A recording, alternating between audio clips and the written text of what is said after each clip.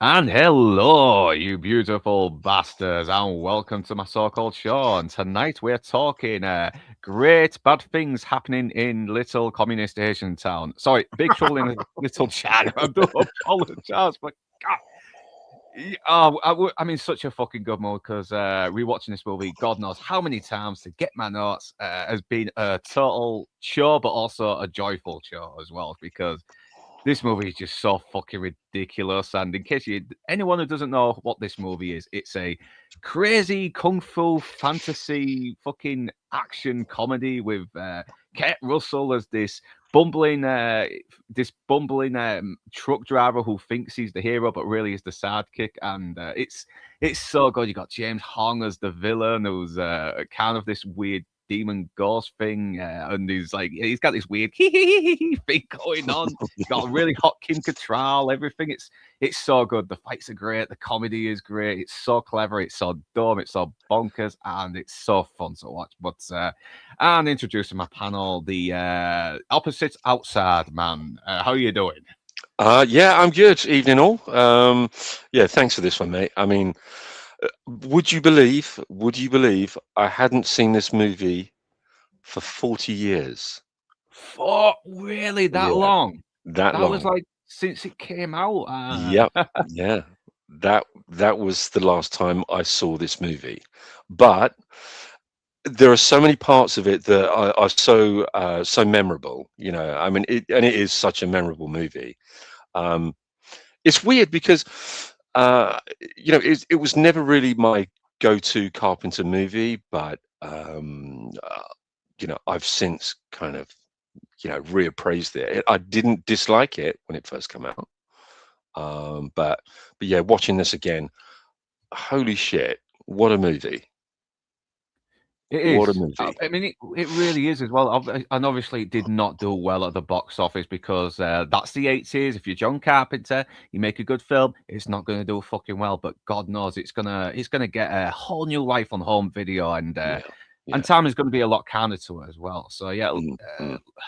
so before we do jump into Big Trouble in Little China, yeah, I've got to ask, when was the first time we came into knowledge of this, when we watched this? And I think I was a teenager, maybe 13 when I first saw this. I'd never heard of it before. I don't know why, because I liked Kurt Russell, obviously, in Tango and Cash already. And it was my stepdad as well from years back as well. Big Trouble in Little China. You got to watch this. Then he tapes it. I watch it the next day. I'm like, what the fuck, man? This is really daft. This is so crazy. But I don't know why I didn't watch it until a few more years later. But God, I think I just loved it more the second time round, and I've just loved it more and more every time I've watched it. So yeah, so Lord Talk, Inside Man, first time you saw this movie then, which was 40 years ago, was at the It cinema, I'm was guessing. that was the first time I saw it. Yeah, I took my little brother to see it because he, I mean, he was only 9 at the time, so I was 19, and I yeah, I took him along because he was a big Kurt Russell fan, and the reason he was a big Kurt Russell fan is because I constantly used to show him as a kid. I used to show him Escape from New York and The Thing.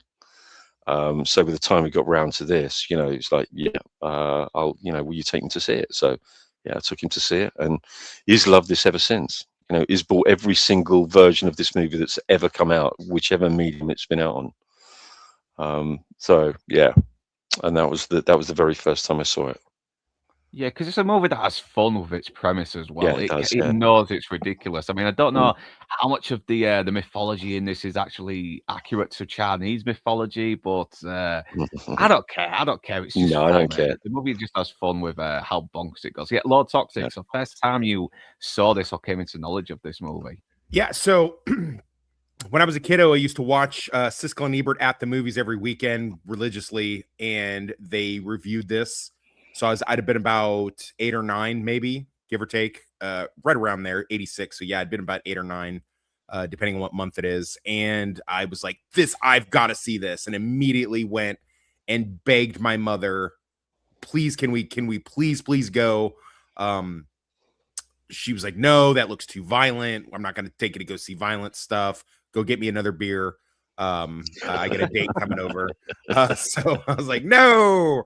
My mom was not a big fan of going to the movies because she couldn't smoke in the movie theater, even back then in Florida. Wow. So yeah. So that's why she didn't really want to go. So you'd want to take 2 hours off from offing herself with nicotine. So I was like, oh man. So my dad came to visit and I was like begging him, can we please go? And he was like, yeah, I love Kurt Russell. Let's go. And then he's like, oh, daddy's a little too drunk to drive this weekend, buddy. We're not going to go to the theater. We'll go fucking fishing instead. And I was like, no. But you know, hey, life's all about disappointment. But when it came out on HBO the following year in 87, as movies did back then, man, they had this playing 24/7, and let me tell you that I watched it almost every single time it came on. Like, I was just obsessed with this movie. I was running around trying to grow a mullet out, wearing a tank top, tucking it into my jeans. I always thought the Lightning character was one of the coolest characters. That's the character. I think I told you on my Mortal Kombat stream that, you know, that's the character I love to play the most, is that character. This is just an epic film. And as I've gotten older, to kind of caveat on what the drinker says about this movie, because he loves it too, I've changed my outlook on it. I like it for different reasons now. But yeah, saw it on cable for the first time. I was chomping at the bit, waiting for watching the TV guide for when it was going to premiere on HBO, and premiere it did, and probably the summer of 87, I'd guess. And I've seen it. I can't even tell you how many times. I've watched it 2 times in the last 3 days since we talked about doing this. So, and I can never get tired of watching it. I can never. I mean, I know it's tiresome of other people to watch it with me, because I am I will quote every single line from the movie. So I know it's pretty. They're like, Jesus, shut the hell up, Talks. But yeah, it's just such a great film. Yeah, it's incredibly quotable. Like, hello, fuck it. But it's I mean, I would argue that this is right. Okay, it's not my favorite John Carpenter film, but I think it's, production-wise, it is the best and most cinematic John Carpenter movie. I think it's the best made movie that John Carpenter has ever done. This is a more I mean, not just an homage movie, but, you know, this is definitely it has all the appearance of a proper Hollywood movie compared to everything else that he's done. Yeah, I mean, it is visually beautiful as well. I mean, even when it goes to the really dirty streets, the alleyways of Chinatown, it looks amazing. I mean, it's got those I like to call them dirty 80s alley streets. Visuals anyway. I've known a few dirty 80s alleys in my time. Yeah, the 80s really somehow capture that sort of lived-in look, doesn't it? And even the fucking temple's like a weird 80s nightclub. Looks more like an 80s nightclub than an actual temple, because he's got a fucking escalator. How the hell why has he got a fucking escalator on his temple? Because he's low pan, that's why. You do not need to know everything, Northern English bastard. My low pan has an escalator. Yeah, you're not put on this earth to get it. But isn't it a fast film? It's an incredibly fast-paced film. There's so much in this movie. And the thing is, it kind of has like scenes of exposition done, which can kill a movie, but they sort of like still have fun with it, don't they? I mean, you got X-Shen sort of delivering all this exposition on the black water of the hell, and on the upside down where everything went wrong, and he still manages to still be very likable and feel like a fleshed out character, despite the fact all this dialogue is exposition dumps. Almost everything is exposition, but it's done in such an irreverent way, in such a self-deprecating way. Well, it's because our protagonist is a know-nothing know-it-all. And that's like that compilation of Jack asking questions. It's like he never shuts up with his questions in the whole movie. Who is that? Where are we going? What does that say? I know. I mean, fucking even Margot kind of talks a little exposition. He's like, Lopan, the guy who owns the Oriental Bank and the Wing Kong export, the one who's been a recluse for 13 years and no one's ever laid eyes on him. I mean, it's so brilliantly done, and it is that that sort of irreverence for its own material that makes it so good.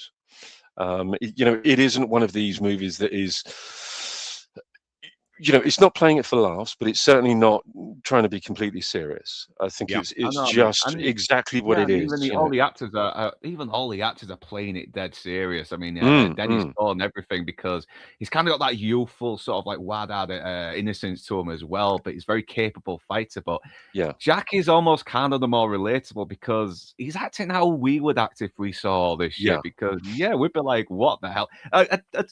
We got a crumbly old man who's looking for a broad for 2,000 years. Give me a break, man. It's like, it's kind of, it's understandable. It's just about him thinking that.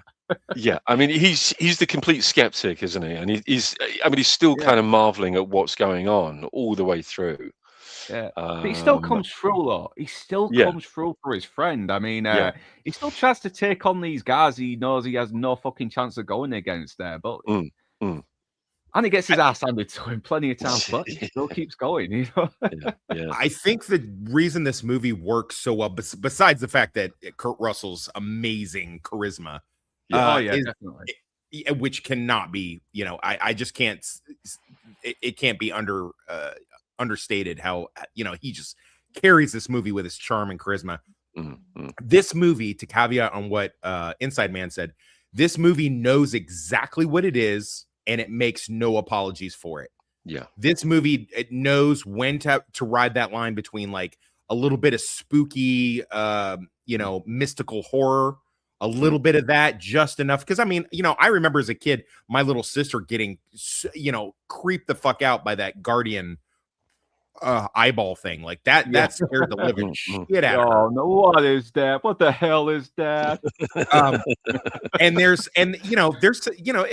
It's got some dark elements, but it's at the same time, you never really worry too much that the good guys are going to overcome. It's one of those movies. I mean, it's just so with the neon lights in there, and I'm so glad they decided to do this set in the 80s in Chinatown over a truck, modern day, as opposed to the original idea of Jack in the Old West, the old Western Chinatown looking for his horse.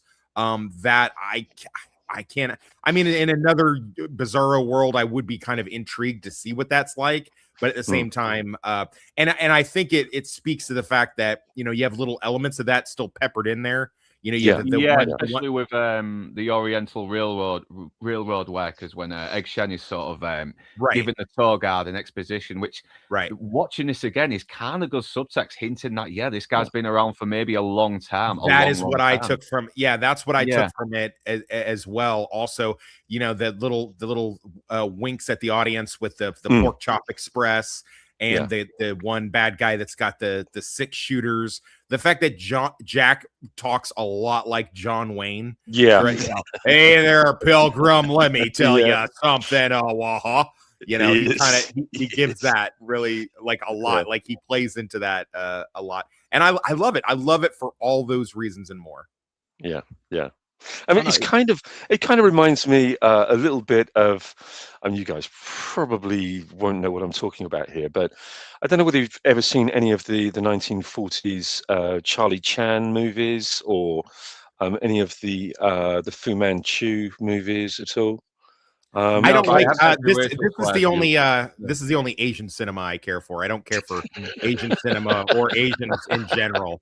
It's that whole fighting several land wars against them that thank you for the $2 to American dollars Darth Plato. That is greatly appreciated. And he's from San Francisco, and it's a documentary. So, shut up, Matt, David Dredd, Joshua Flores, Darth Plato, and shut up, Matt. Cosmic Holder, and David Dredd. Welcome. Glad to see you on here. Yeah, Jack Burden, that's me. Yeah, present. Yeah, present. Yeah, you gotta love James Hong as well. He's obviously having the a fucking ball in this movie. I think the only time he comes across a little bit menacing is when he introduces himself as the Lopan, not as the old man Lopan, but the more ghostly demon Lopan. When he's sprouting exposition to Kim Cattrall's character, Grace, who's another one who's really hamming it up, and you can tell she's just enjoying herself. We got our best men in there stirring the pots. Did this come out the same year as Golden Child? I think it might have done. Oh God, what a because James Hong was in that, and so was the guy playing Egg Shen. They're both in Golden Child. Oh shit! I think James Hong might be. I'm trying to think which one it was. I know the guy who played Egg Shen is. Water isn't pure. Even you, but what are they? I want the knife. Please. That's a great double feature. Golden Child and Big Trouble in Little China. That's an excellent double feature. Hey, you got a super chat already. I don't get super chats on my show. Yeah, thanks for joining us, Artie. How you doing, man? Thank you for the $10. Unless it is going to top 6 show, who knows? So look. No, I'm just double checking. You're not checking my fucking super chat show. So can't join you today. So here's the check that's in the mail. A fun film from a different era. This is Subversion done right, because until he kills Lopan at the end, Jack Burton is just a comedy sidekick. Yeah, because I agree, but here's the beauty of it. I agree with RTNZ, but this is what's great about it. Jack doesn't know he's the sidekick. He's the main character. Well, it kind of goes back to the Elmore Leonard thing, where the characters are funny, but they don't realize the joke is on them. So I mean, he's completely oblivious to that. Totally oblivious. He's so kind of like egotistical and arrogant and full of himself, and he gets his ass handed to him, but you still love him because he still comes through. He still rescues the hostages, everything. He still goes into battle with his friends, even before he realizes that he can drink this potion that makes him feel a little bit invincible, like he can take on everything. And that gets played as a joke as well, doesn't it? It's like it's almost like you're watching a video game movie and someone's just entered God mode into the characters. Climax. So case in point, when they're exchanging, which guns do you? Make you feel like Dirty Harry. It's like, well, I'll stick to this. But then we'll get into the beginning now. Anyway, let's get these slides up, and I think I am in agreement with John Carpenter on the beginning scene. Where is it? Come on, let's bring it up. Okay, should be it. And oh shit, where is that not showing up? What's going on, Mr. E? Oh wait, here we go. Yeah, see if we can get this up and share it. Because I don't full screen. I've got a minimum screen now, so I can share it. Here we go. So not showing up. Here we go. So I am in agreement with John Carpenter about this scene, because we've got this attorney that's trying to take into account everything that's just happened. He's having to answer for all this, and they're trying to look for Jack Burton because he disappeared. And he's like, "You leave Jack Burton alone. We owe him a great debt. He has done enough." And because we've just seen Lopan try to sort of like get the fuck out of Chinatown on vacation. Oh, sorry, says, I assume he's just getting the fuck out of there before the police show up. So, and this kind of proves it. But you don't need it. You don't need this scene. Okay. And did they put it in because they thought Jack Burton looks a little bit too bumbling and they wanted to make him look heroic against John Carpenter's wish? I can't remember now. Or could it just be, we need to just kind of prepare the audience, for what this is actually going to be about. I think that's probably the best shout, that one. Trying to make him look like more of a hero. Well, originally this scene, Northern, was not. They were supposed to open up with Jack arriving in Chinatown in media res. This book ended, several weeks later type exposition scene was originally not in the thing, but people were confused about what was going on, so they popped this in here. And I'm not a big fan of that with rewrites and stuff, but I feel like this works. This tells you exactly what you're about to watch. Without telegraphing it. too It much. does have weight, I'll Yeah. give it that. But then again, if they lost it, would the film be any more different? Would it be better? Would it be worse? But I do still like Egg Shen in this as well. I like how he's just saying all this ridiculous stuff dead seriously, and the lawyer is very skeptical, but then he starts flashing the lightning from his hands. And it's like, that's how it starts. Very smooth. And I'm always a big fan in supernatural type movies or TV show where a supernatural element is introduced into a, real world. In a real world thing that it just doesn't really belong. Because I mean, who's going to think while someone's being voir dired in a lawyer's office during a deposition that they're going to fucking put their hands together and make mystical fucking Chinese black magic lightning? Like who would think that would be, you know what I mean? And then that gives you it's almost like I don't know if you guys are fans of Game of Thrones, but having the White Walkers pop in and then just disappear for pretty much the rest of the season. I do like that, just kind of like put it in your mind, because we don't see anything else really spooky or crazy in here for another 20 minutes or so.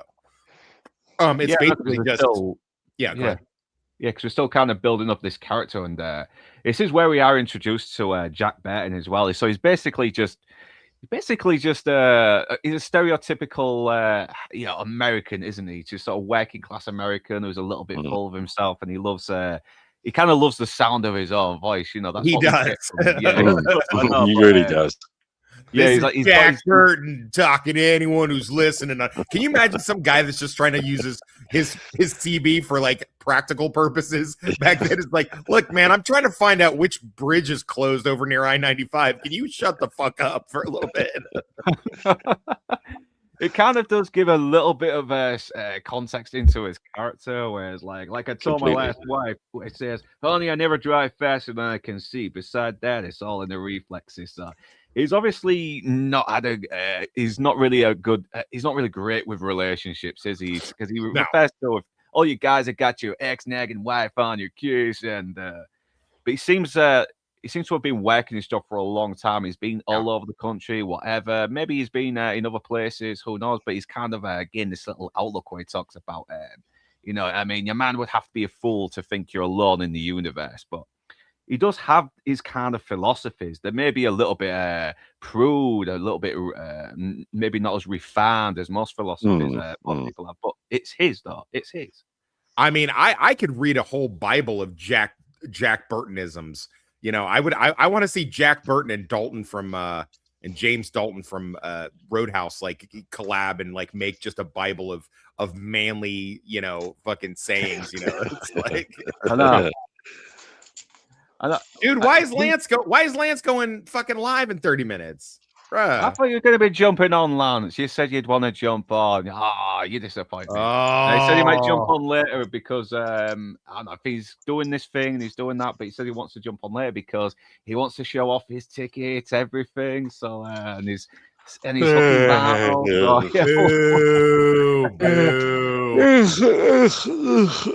But yeah, he's obviously. I love how he's just sort of talking about these things like the hypothetical, but you probably have an idea that this has happened, but maybe not as glamorous or cool as he's made it out to be. Like, this is it's a wild-eyed 8-foot-tall maniac grabs your neck, taps the back of your favorite head up against a barroom wall, and he looks you crooked in the eye, and he asks you if you paid your dues. You just stare that big sucker right back in the eye, and you remember what old Jack Burton always says at a time like that. Have you paid your dues, Jack? Yes, sir. The check is in the mail. I really had to fucking copy and paste that because with my shit memory, I would have fucked that up real bad. But I'm glad I got it. I'm glad I got it. So yeah. So yeah, he's supposed to be delivering the pork chops, but I'm thinking maybe he's slacking. Maybe he is slacking off, or maybe there's just no really. There's not really much of a schedule for him to head back anyway, so he's probably just enjoying himself now because he's gambling with these guys for like all night, isn't he? Yeah.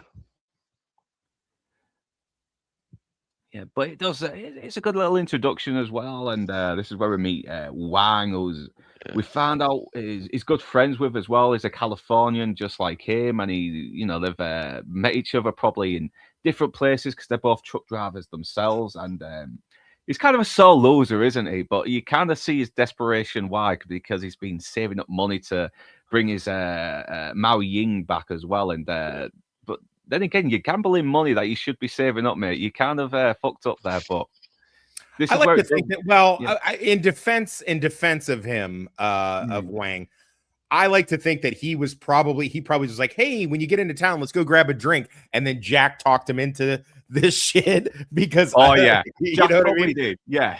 I can tell you that I am definitely that friend where I pop into town irregularly and see somebody I haven't seen in a while. And they're like, yeah, hey, let's go grab a drink. And then all of a sudden, we're out till 6 o'clock in the morning. So I'm 100% that friend. Be forewarned, my two English friends. If I pop into London, I knew that already before you all started. right. You just know. I've known enough guys like that to know which one is which. So. Yeah. So I like to think that. I also like, as I've learned more stuff about this film, both in research for your show and then for mine, was that they originally wanted to have Jackie Chan play in this role because he was the better martial artist. But his acting and his English, as we know, is not super great. And it's never really gotten better. So no, it hasn't. I can't even imagine what 1980s Jackie Chan sounded like. Yeah. I save money for my yin, and I love her very much. I do. But I definitely think as far as acting, what is this guy's name? Is this guy's name? Stone, yeah. Dennis Dunn. I think he's a great actor. And I think his martial arts stuff is great. I don't have any qualms with it. I'm sure some of it is, or maybe even a lot of it is, camera tricks and stunt doubles and stuff. But I don't really care about that. Doesn't really bother me so much. I'd much prefer the acting be good. And this guy, unlike most Asians, he can emote very well. Like you know what I mean? I don't feel like I'm looking at a wax figure that's like mildly sleepy. He actually like makes me invested in his struggles and the things that he's saying. When he's scared or angry or whatever, I'm like, are you you really are angry and scared and like that. He doesn't have that just sort of usual Asian pensive look, like like a fuck doll that's been like thrown in a corner too many times. So I like that. I wish it's probably he's probably mixed race. I bet. He's probably like probably what it is. Like that one, huh? Well, me so Sally. Oh, so. What's he gonna do next? The flapping dickie. Uh-oh, I'm losing him. Time for the A material. Hey! Also. Me like the fly lice. Me flap a dickie wrong time.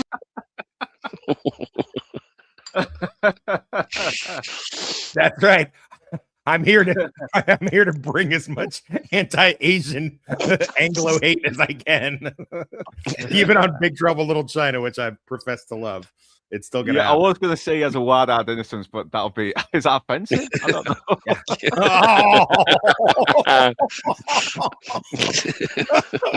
Don't do that. Don't do that. Oh man, you just made my bruised ribs hurt. That wide-eyed is that's funny. I forgot about that. I do love this little I love this. Seems so ridiculous to me when I was a kid. I'm like, there's no fucking way he's gonna chop a bottle in half. But as we learn later, the dude's basically a ninja. So I mean, it is possible that I would have liked a payoff for it, like later on, like when they're celebrating and shit. Spoiler. Him to actually, hey, let me show you the bottle trick. You know what I mean? Like when everything's cool. I would have liked to have seen that. Because he's so focused on Mao Yin and she's coming. It's like, yeah, my spirit is like north and south. It's out of focus, and you think, Jack's look like, okay, whatever. Let's go get my money. I don't give a shit about your bullshit. And I don't like the fact that he actually he's like, no, you're not going to use this bottle. You're going to use this bottle, and he drinks out of it just to sort of make sure he's not trying to scam him, isn't he? Which I kind of like. I like the fact they're friends, but there's still that little pettiness between them because he's been a very fucking sore loser and he's trying to win his money back. And but I think even though it doesn't pay off later on the bottle, it does set up the all in the reflexes thing though, which comes right. It does really, it fucking when it happens, it's fucking awesome, man. But They have good chemistry, though. They do sound like two guys hanging out. They kind of got their little squabbles, but you can still see there is sort of this loyalty, respect towards each other as well, even though he's a little suspicious of him, because they keep sort of bitching in the morning about who's going to take what truck and who's going to follow. But it's like, you know what? Come in my truck. And it's like, hey, I thought you were going to follow me. And it's like, well, yeah, well, then I came to my senses. And yeah. Isn't it strange, though, that, they have these kinds of interactions where you think that they're at odds with each other, but it really denotes an extremely close relationship that they've got. Yeah, it's weird, isn't it? I mean, you kind of realize, well, hang on a minute, these guys are actually very, very close with each other. They're that comfortable with each other that they can speak to each other this way. Yeah. And I really I would have liked a little bit more. If I had written it, I probably would have had Wang fuck with Jack a little bit more, because he just kind of he's very, I mean, I guess given the situation, because he needs Jack's help so many times.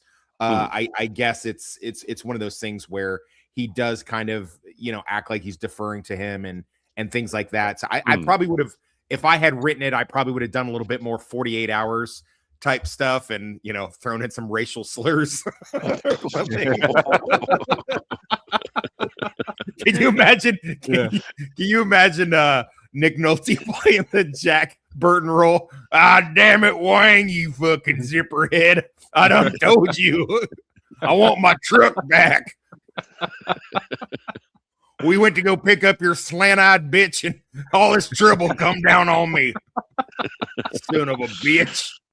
Oh, fuck Mr. Nolte, the line was, I'm just looking for my truck. I just want to get my truck back. Oh. See, this is why I like being on other people's shows, because I don't have to worry about slides and clips and organizing. I can just sit here and talk shit. I just get to sit here and run my mouth. And kill off your viewership. Oh my God, did you hear what that guy said on Northern Show? Yeah. But, he's a very likable guy, but at the same time, he's like, I was like, I'm just a poor Chinese boy. Like, you got a restaurant that's more than I have. So he's basically is, because he has been basically trying to talk his way out of not paying straight away. But I think he kind of is like the flip side, well, not even the flip side of Jack Burton. I think they're both kind of, to a degree, a pair of grifters, and they know that each other are a pair of grifters. But working class grifters. Yeah, I mean, real blue collar grifters, which is the best kind of grifter. Facts. But once again, I mean, he does. Okay, so he says he can pay him later at the restaurant, but he has to pick up Mao Yin, and this is where the plot really starts to sort of come into play, doesn't it? Because that's how it starts, with just a trip to the airport to find his love. And all this crazy shit happens, and we do get some exposition that makes him a little bit relatable. He came to the country, he slept on a mattress, everything, he slept on the floor, he wet his butt, he wet his ass off to get to where he is, and he's like, and I saved all my money to get Mao Yin here because I love her so much. She's the love of my life, and I want to marry her. All right, gay. There's no way, dude. You look at that chick. There's no way that she was being fucking faithful. She was getting railed back in the motherland. For sure. She was just totally getting. I love when Jack like looks at him. This is the last of sarcastic, pessimistic Jack, because up to this point, like Wang's talking this shit and he's giving him his sad story and blah blah blah. And that's why the bottle didn't cut, because my spirits, were going north and south, and Jack just gives him the kind of okay, whatever. That's the last we get of that, because later it's all like he's thrust into this magical, supernatural world where he has no choice but to, accept this shit, as ridiculous as it is. I think it's only like a little later. There's one more clapback that he does when he's like, think positive, Jack. Is like, okay, Wang, we'll just chew our way out.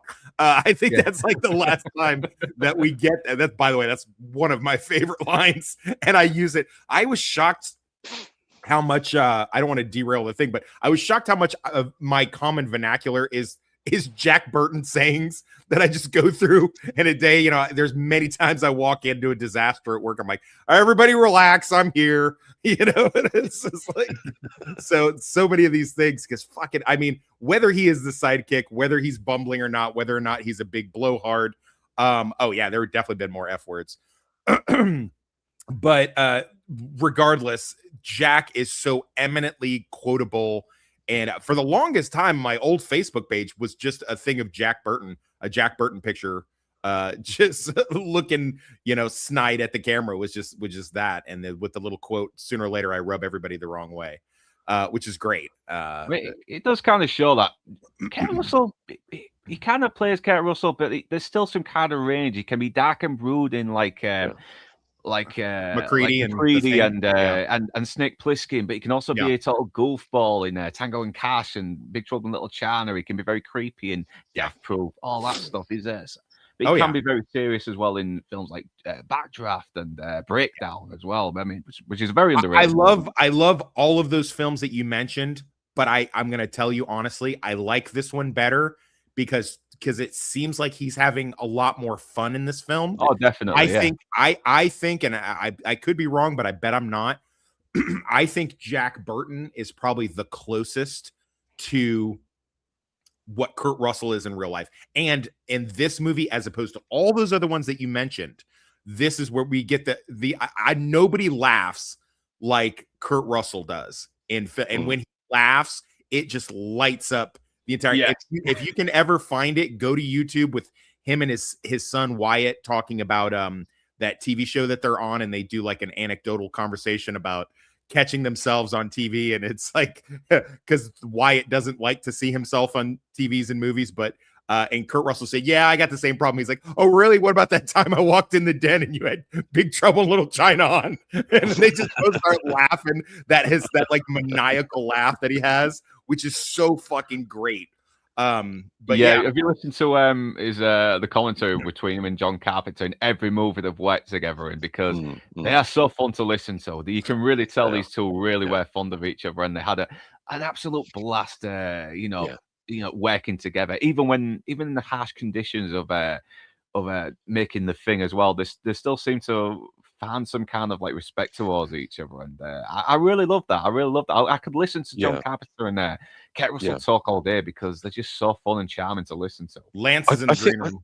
I think that Kurt Russell is one of the few people that actually got John Carpenter. He kind of got him, and I can just imagine what their relationship must still be like. I bet they're very, very close friends. I can imagine them being really close friends. I think it's a lovely relationship they have. Oh yeah. Lance, nice glad to have you on, man. So before we carry on, first time you saw Big Trouble in Little China, because I know you've mentioned already you got the ticket, haven't you?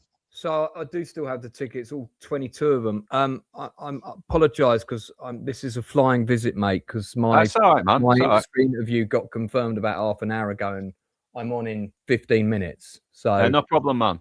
But I didn't want to. I really wanted to come on this, so I thought I'd just come on real quick. So this was the very first time I ever organised what then became, for about the next 20 years, a tradition of taking everybody to the cinema for my birthday.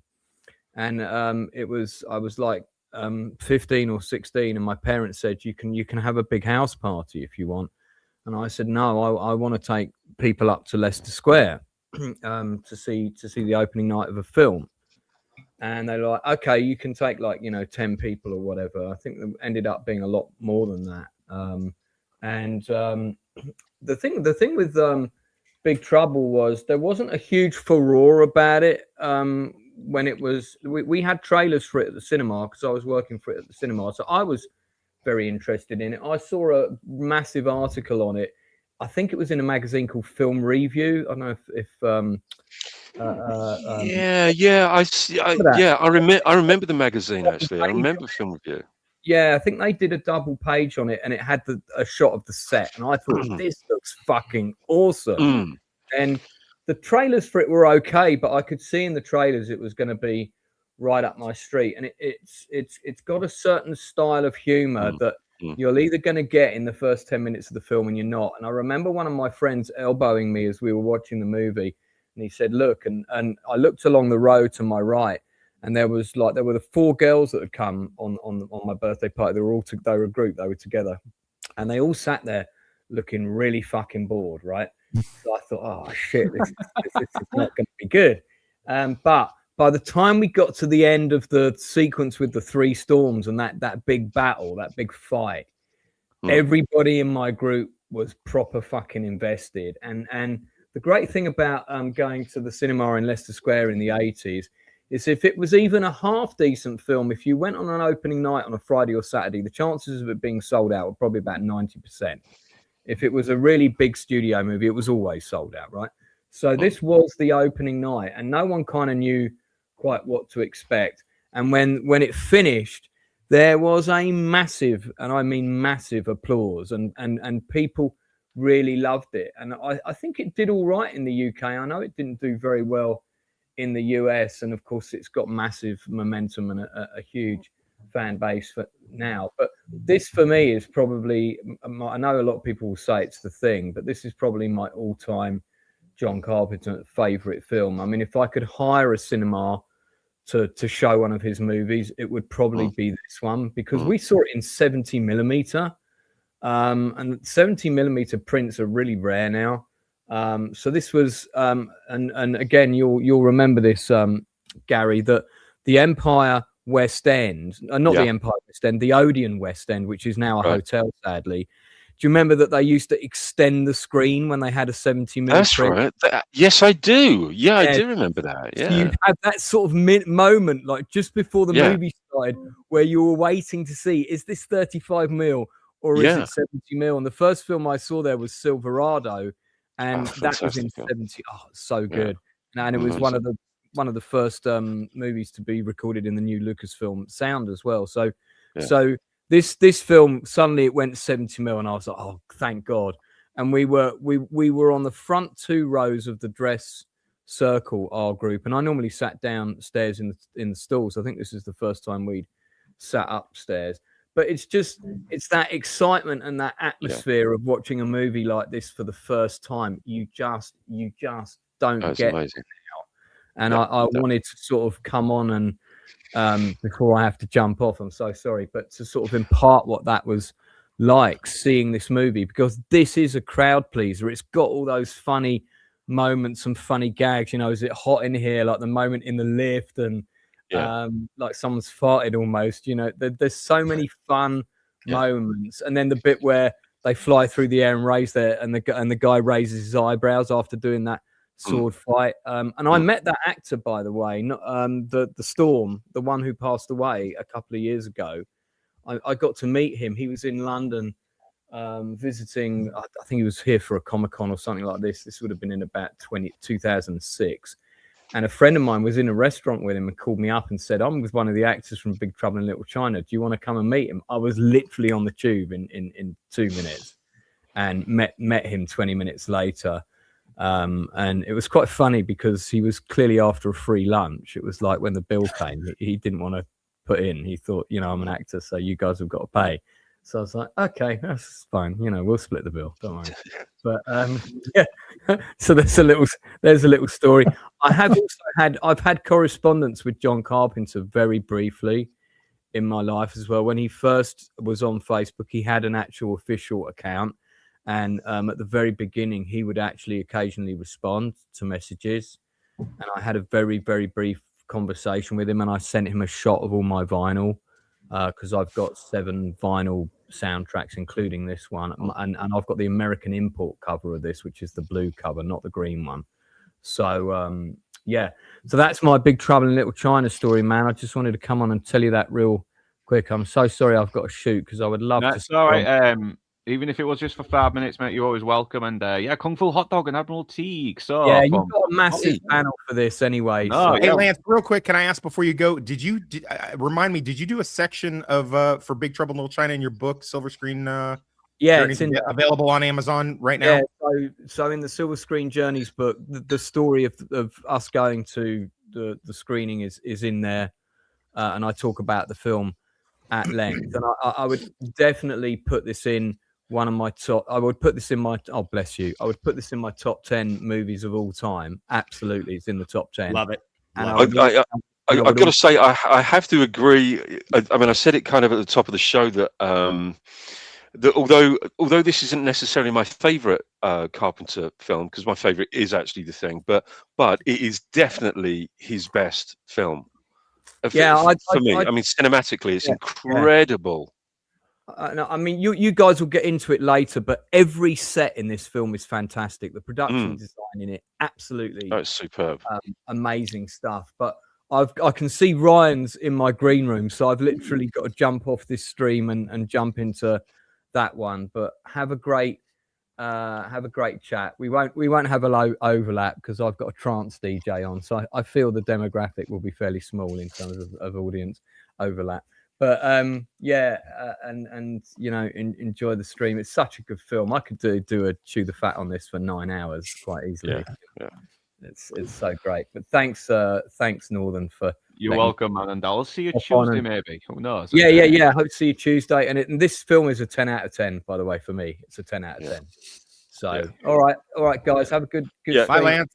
Cheers, mate. Catch you later. You know, I never meant it this way before. I never meant it quite this way before, but two men enter, one man leaves. Okay, so before we continue, I mean, since Admiral Teague and Kung Fu Hot Dog are here, we'll go with Kung Fu Hot Dog first, since he came in before Teague. First time you came about, or came into knowledge with this movie, or first saw it? And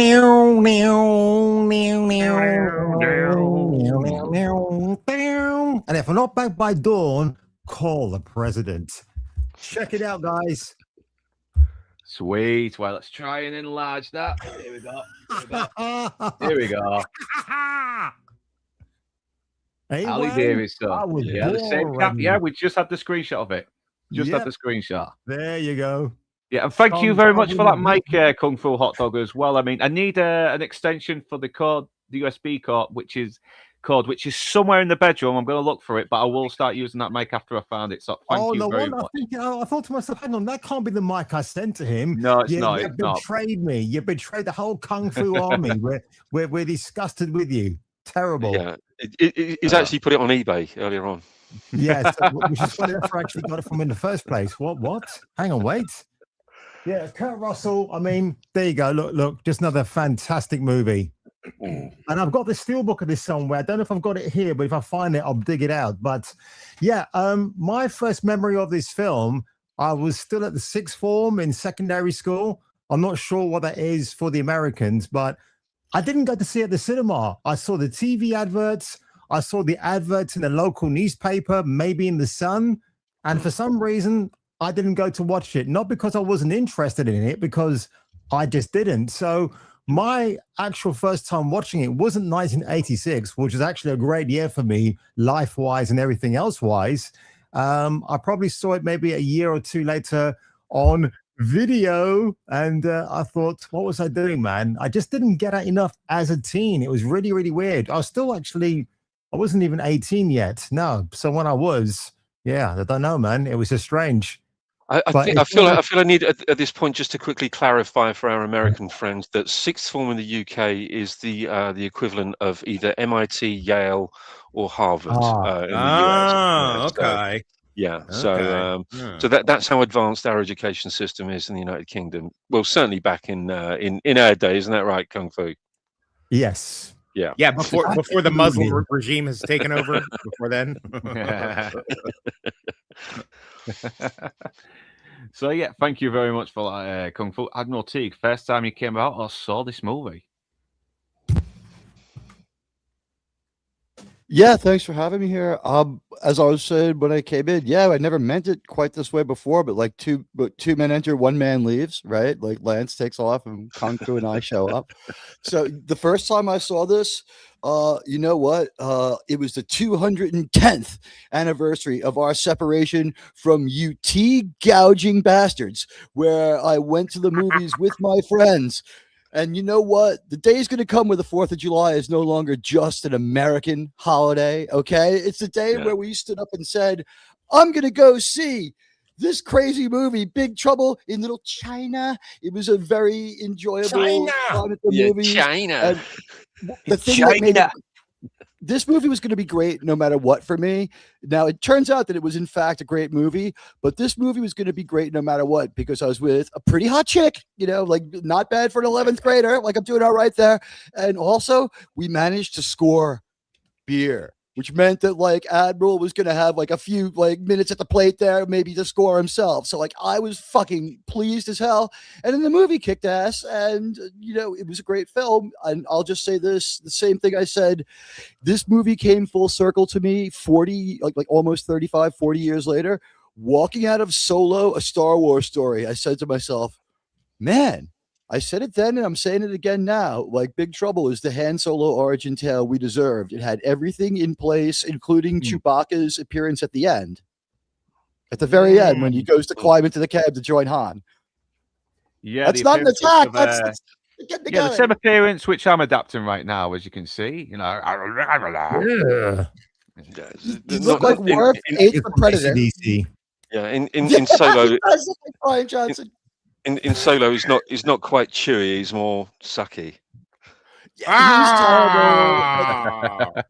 That movie is so terrible. What they could have done, even if they just adopted those novels from the 70s, like the last one of them was pretty grounded and good for like Star Wars Darkness, all divorced from the Empire and stuff. They could have done so much, and they chose to make that piece of garbage. How come we never got any? A loser.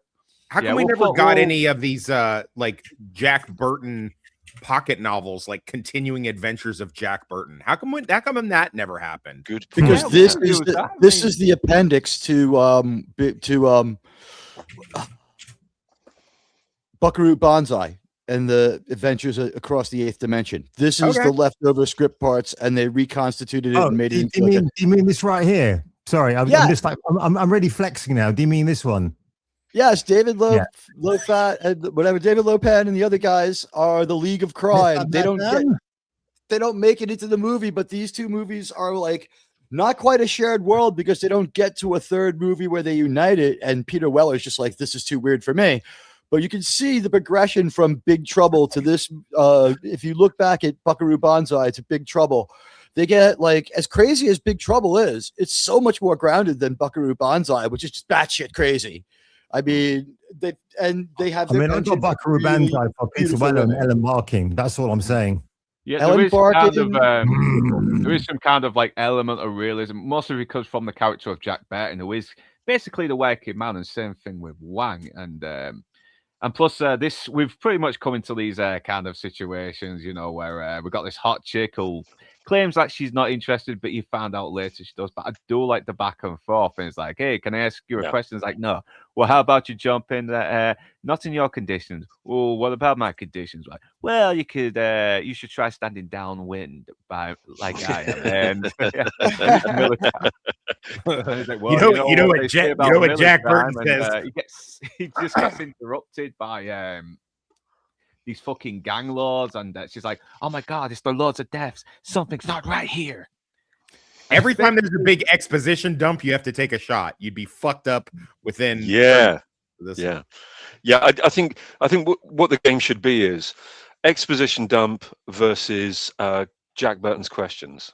No, you would die. You would get alcohol poisoning. see who collapses first. No.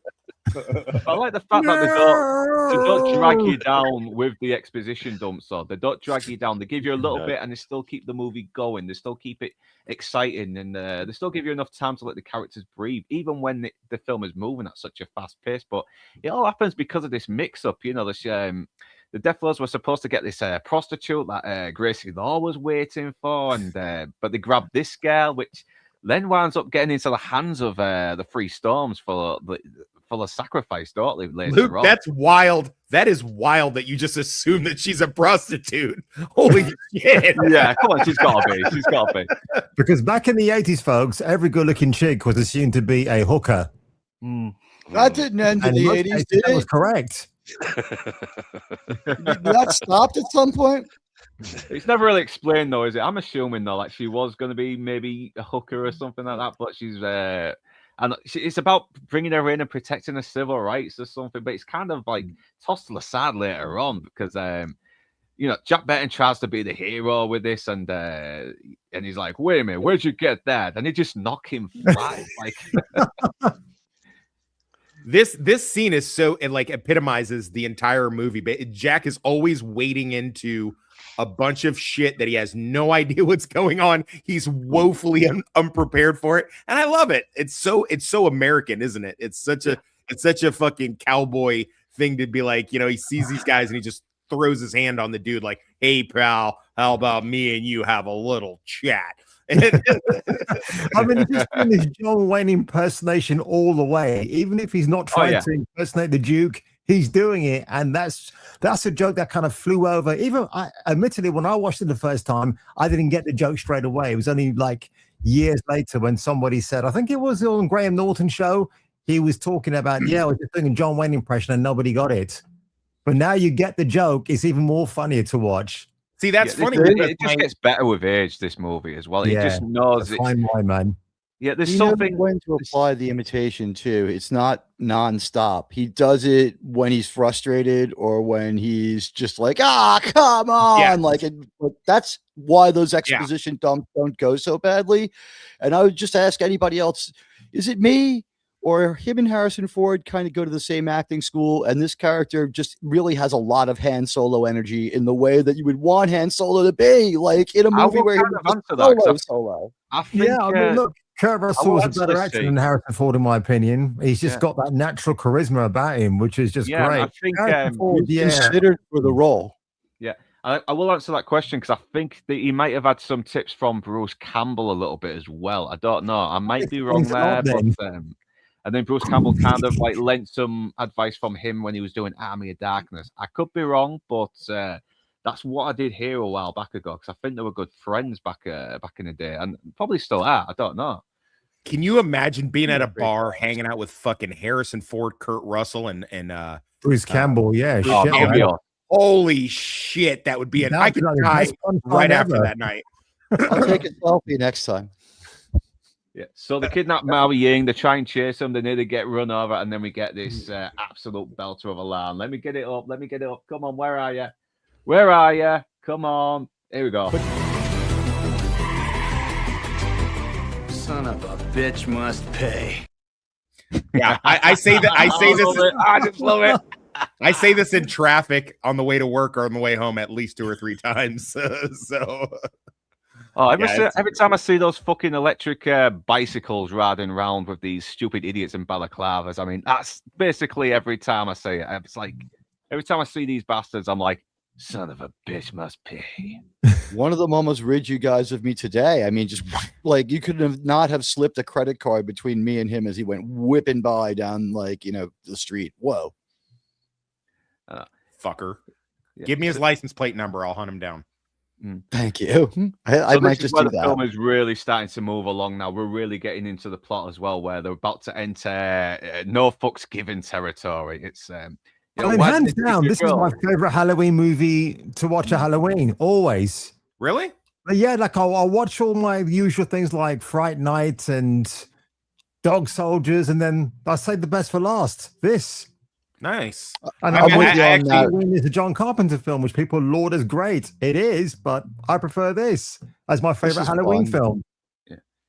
I'm with you. I kind of get it as well because there is these kind of like 80s sort of like gothic visuals. It's like Chinese gothic visuals in a way. So yeah, they're obviously chasing them as well, but they know where they go, where the hideout could be. And it's like they're in Chinatown in this place, and it's like sharpening their knives, and we just mentioned this Admiral Teague and Kung Fu Hot Dog, but this kind of is subtext already hinting that Egg Shen here has been around for a long, long time because he's giving out all this history lessons on the railroad being built back in the old Western days as well. Yeah. Where, that's people a good would point. save up and bring the family over, all that kind of thing, which is a good little reflection to Wang's character as well because he saved up. He came from humble beginnings. He was saved up to bring his the love of his life into the country to start a new life with her, that kind of thing. But yet this might be good subtext that's hinting no, this guy is been around for hundreds and hundreds of years, maybe 1,000 years. Well, that would track, wouldn't it? Because when he's giving that tour bus stuff,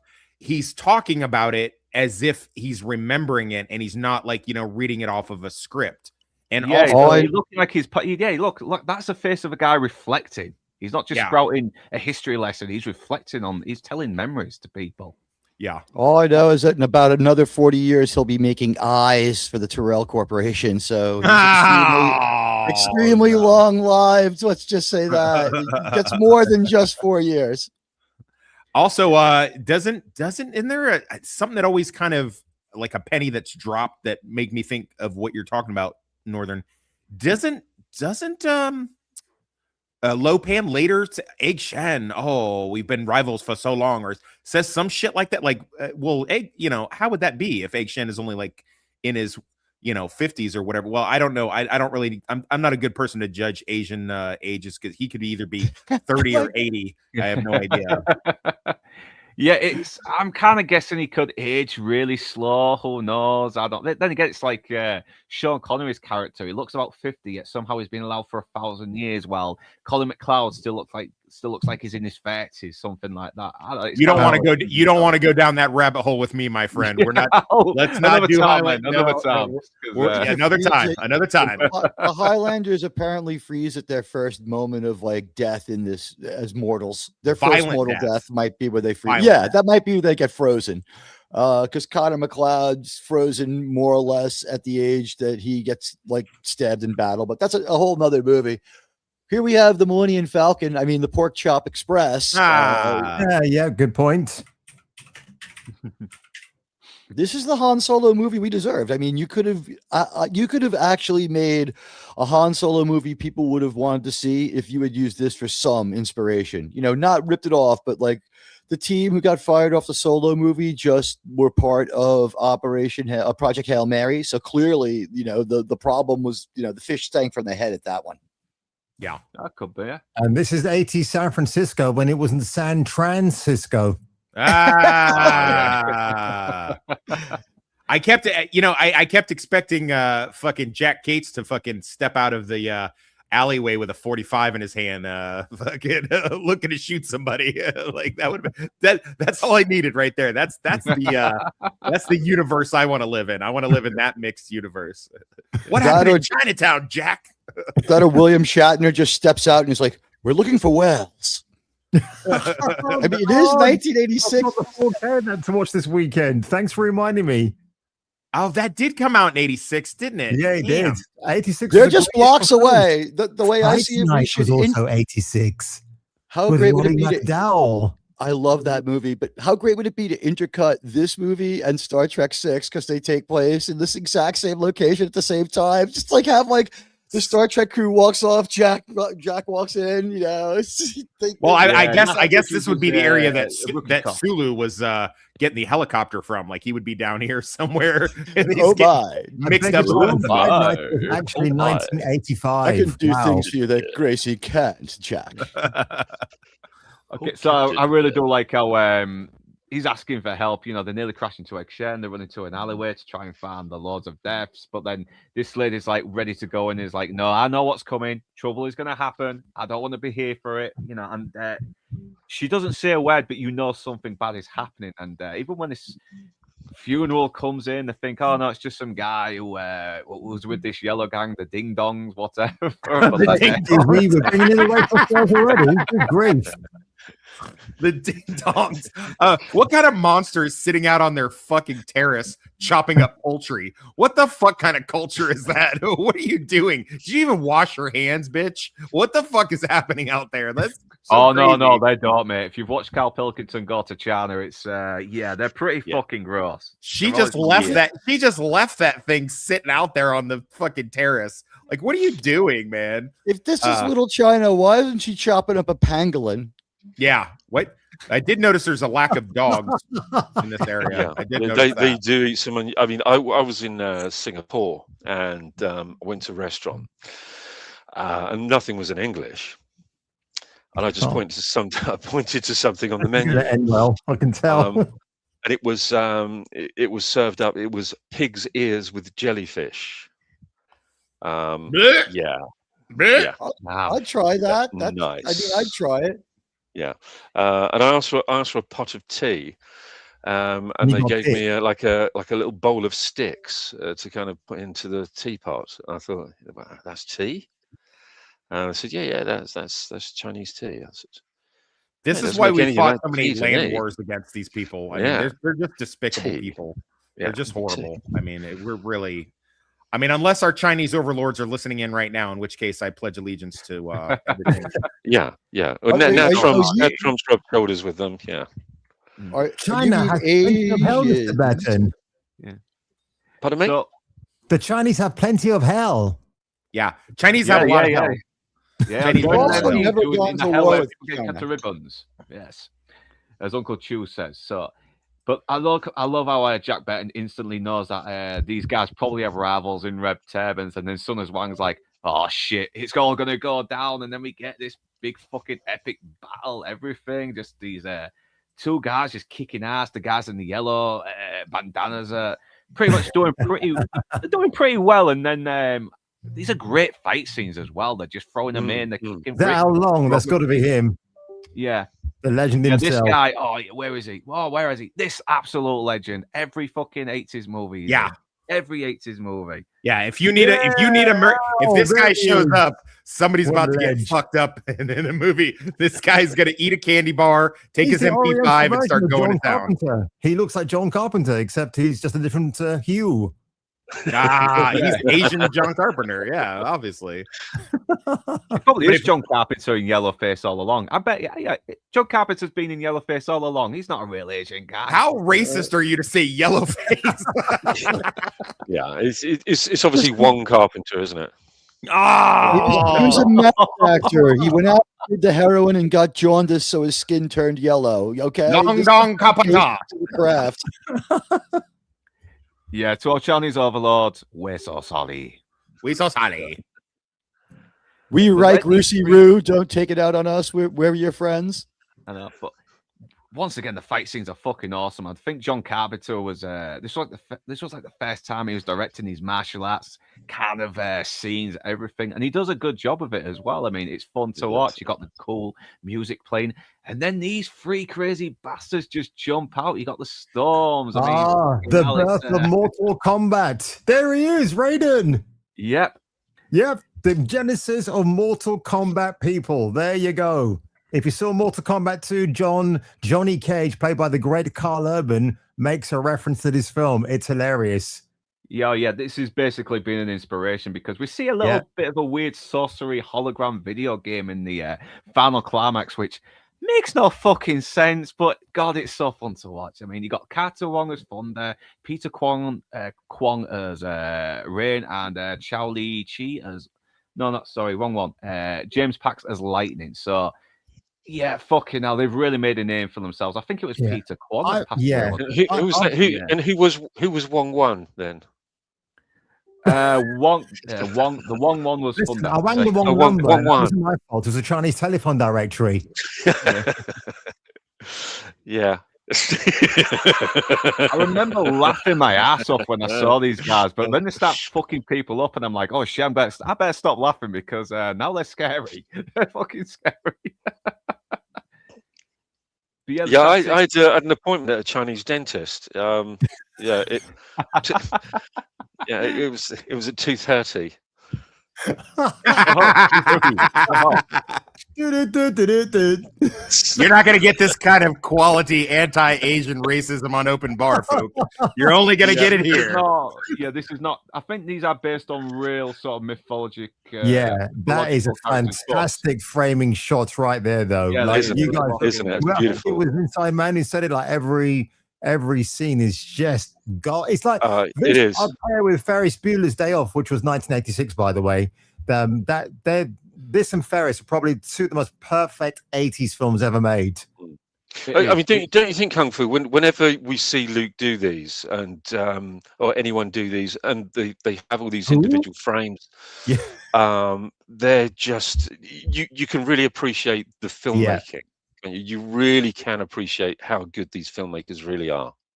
Yeah, the fact that you have to take all this time to set up these shots as well, these like shots that last for a couple of seconds, but probably takes a few hours, whatever, because of all the makeup and the lighting they have to do. It's But and the I do not audacity. get why.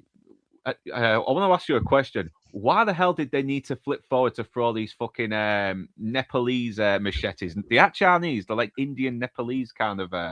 For the same reason that the yeah. Terminator needed to get a laser sight on his 45 long slide because Yeah. it looks fucking cool. That's why. Yeah. Exactly. That explains everything. So it's still funny though. It's still funny, but Yeah, that actor on the far right with the bandana holding the long sword, he's been in a lot of things as well. I recognize his face. And by the way, this Jack Burton truck, if you look it up on YouTube, somebody has it.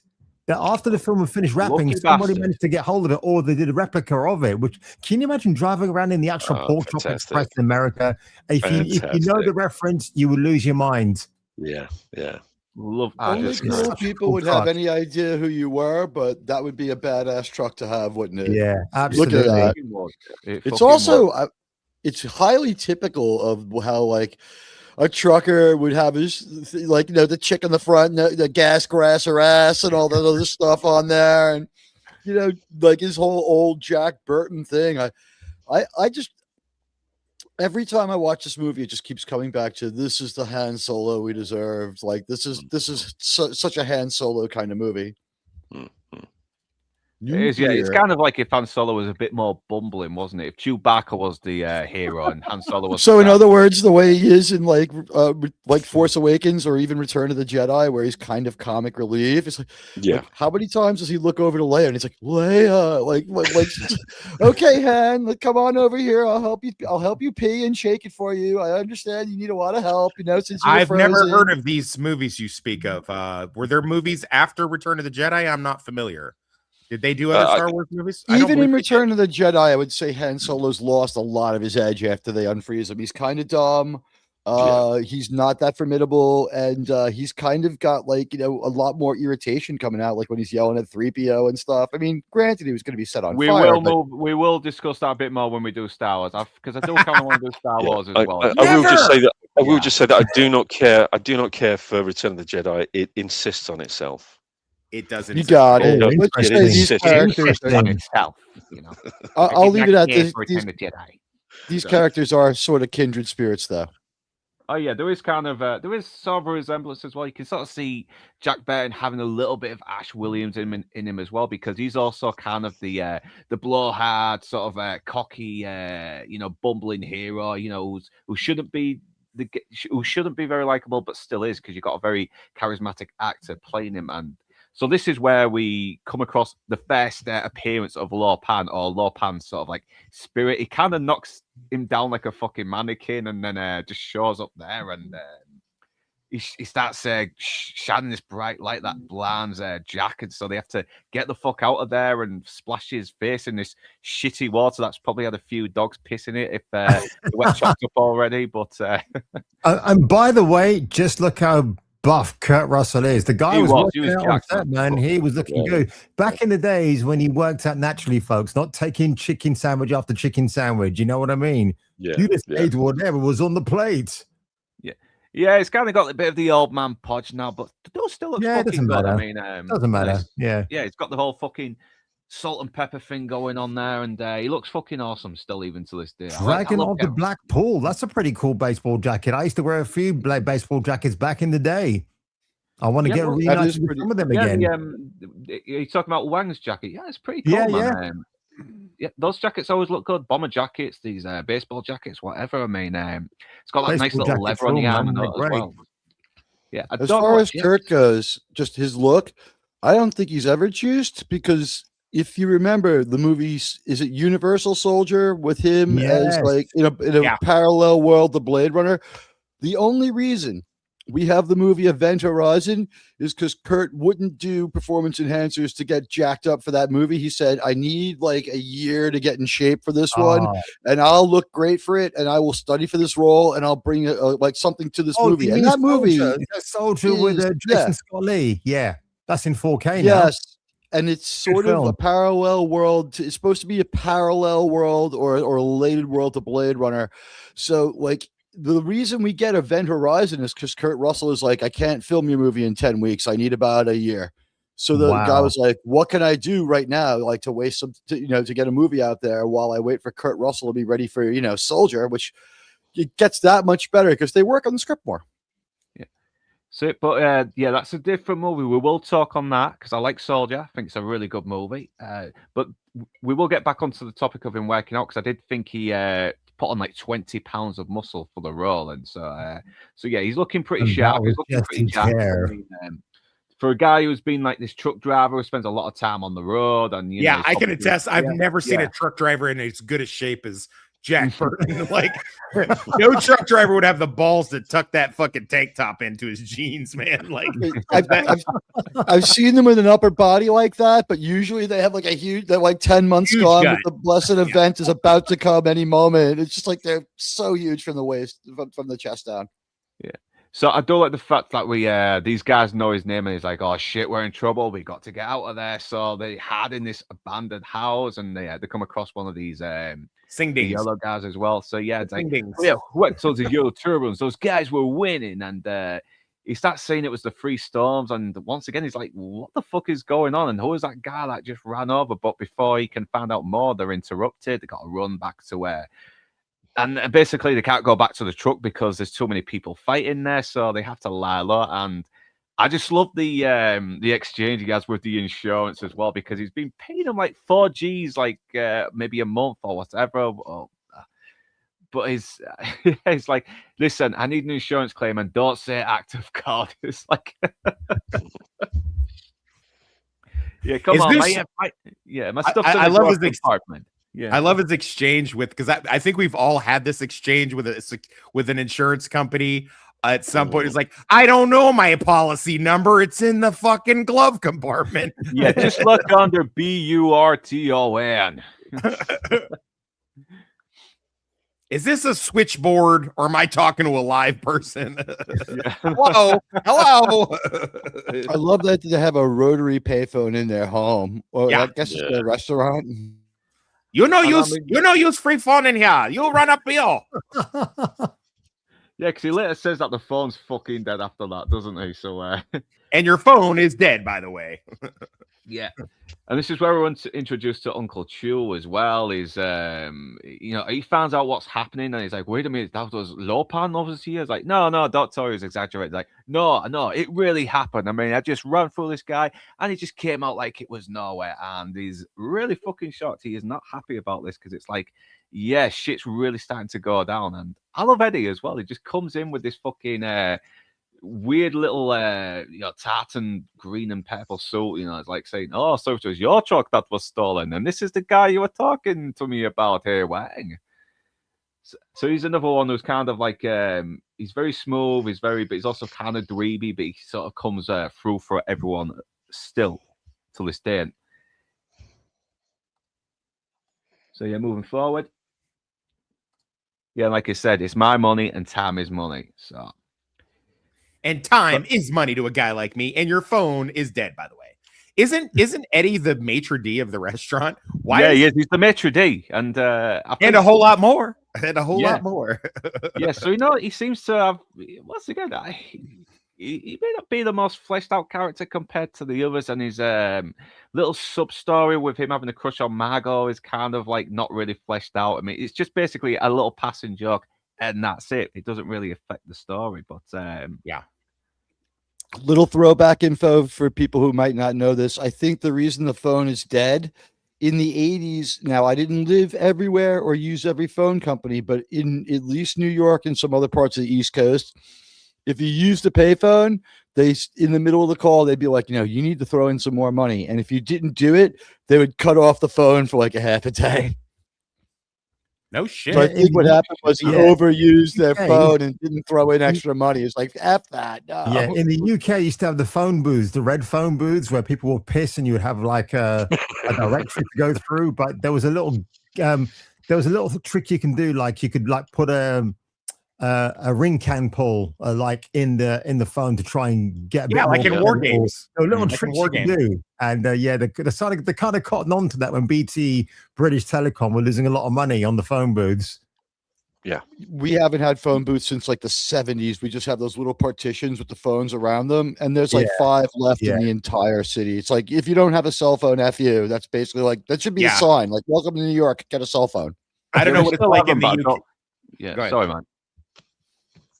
No, you go. It's your show. Well, we still have them. I think the actor from I Swear has just had one put up not too far from where I live. You know, it's maybe just like maybe a 15-minute drive, and that's about it. But I can't speak for the UK, but I can tell you in America, if you see a payphone, you are in trouble. That you're in a bad spot, and you need to run immediately. Like anywhere you see a payphone that's working, unless it's a public library or a fucking police station, if you see a payphone, you're in a bad spot. It's all ass. And at no time in this entire century has there been a payphone that you want to put near your face. You want to kind of hold it away and shout into it. No. You don't want to touch it to your skin, except maybe your hand before you sanitize it, or like take a lighter and just ew. Oh God. Yes, yeah. What's that white creamy stuff that's on the phone? I like how Jack Burton is such a alpha male. Like he's walking around this fucking gay looking kimono. No chill at all. He's just like, whatever. I don't care. I'll fucking walk around in this thing. I don't give a shit. And he's throwing dick at fucking Gracie Long. Like he's not wearing that thing and drinking tea. He's just like, he came around on a dark and stormy night. He just lost his truck and he's seen supernatural shit and he's still trying to dick down Gracie Long in the fucking. I know, we kind of got to love him for it as well. He's still got that confidence, doesn't he? Yeah. That pure, unwavering confidence. Man. And, but this is where we found out like she's a lawyer as well. So she's been, and she knows something's up as well, you know. And it's kind of their fault this has happened because they were supposed to grab the immigrant girl they're supposed to have, but also Eddie has told him that his truck is stolen as well. So yeah, it's kind of fucked. So Wang has kind of got more of a personal stake in this. You know, they've stolen the love of his life. She's about to be sacrificed, and he just wants to get his truck back. That's it. You mean the Falcon? Yeah, the Falcon. Yeah. But found out but she is very useful as well. She finds out that they've taken her to some brothel as well, and because she's got green eyes, it'll probably cost as much as one of those automobiles with hubcap seats, everything. It's like. She would be very useful if she were to come by here. I would assure you she would be very, very, very, very useful. Very useful indeed. Oh yeah, very. Not because she gave information, obviously, but I information too. Definitely have her in the kitchen doing all the washing up. She's like a mannequin in that sense. Oh yeah, I get the reference. I love Uncle Chu's. I love Uncle Chu's reaction. It's like, "What is Gracie Law doing here?" It's like, yeah, in this universe, I love that in this town, like everybody knows everybody. The fucking gang members know Wang. Wang knows the Chang Sing. The Chang Sing know fucking Uncle Lou. Uncle Lou knows egg shit. Like it's like Jesus. Like you guys all fucking went to the same Chinese high school or some shit. Yeah. Like how the fuck do you guys all know? Funny is that the only one that's out of the loop is the only one that's out of the loop is Jack. Right. Yeah, he's the outsider. Even says, "I feel like an outsider here," is because you are. Yeah, these people have been mixing it up for a while, is my impression. This has been going on for a couple of years. Yeah, but this is throwing a little bit of exposition into the whole mythology as well, because he's starting to tell about Lo Pan, about this guy who, is now he's kind of immortal, but is sort of entombed in this whole body now as well. Everything is. But it's like it's still like this kind of legend to him as well, and Wang is still very skeptical about giving him information because he's Jack Burton. How the hell is he going to comprehend all this kind of information? Which does lead to a nice little moment later when he's like, "I didn't want to insult you." I was like, "No, go ahead, insult me." But now they've got to buy her back as well. So that means he's got to go all fucking dorky in this terrible sort of 1970s suit with these glasses, acting like a total sleazebag, creepy dork as well. Is like... And there's no need to as well, because a lot of them don't seem to know what he looks like. But he goes in this fucking dorky outfit. That's anyway. A great shot. That is a great slide right there. The weird thing about this scene is he didn't need to go in disguise. No, he didn't. No. They wouldn't know who he is. But it makes it more true. funny. You know what I mean? Yeah. Isn't I this mean, wouldn't it basically would make his? more sense if a truck driver was coming into a whorehouse, like stopping over in a whorehouse, but he decided to put this shit on Hey, and, Mr. and come up with this persona for what reason? Because this is his character from Used Cars. Okay. For like 2 minutes, we throw him out there as the used cars guy, and it's sort of funny because we've seen this before a little bit. I think that's because he does the dweeby scheming thing in a couple of different movies, like Captain Jack. Like he's pretty versatile, and like he becomes like a master of no trade because he is so versatile. So like he's in an eclectic range of emotional movies. He can do your serious romantic movie, and he can do this. I mean, he's just very capable. I like to believe that him and John Carpenter were sitting around having a cigarette break, and he was like, "John, listen, I want to put on my dweeb outfit." And he's like, "Well, I first still Jack's got gonna the outfit from Used Cars." yeah, let me put it on, and I'll come in acting like this big dork." He's like, "But Kurt, they don't know who you are. Why would it matter?" He's like, "Listen, John, let me just do it." It also matches up with like not exactly Han Solo, but the Han Solo energy because it's exactly. Well, you are not like, letting that go anytime You soon, know, are you? fucking hell.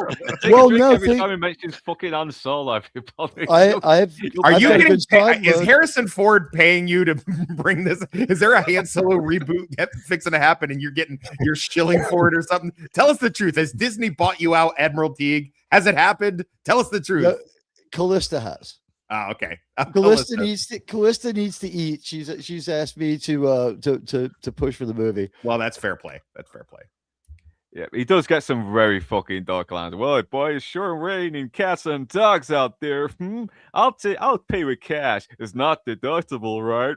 It's funny because he's actually drawing more attention to himself because the dubious looks that I'm assuming it's dubious because it's Asian chick, so I can't really tell.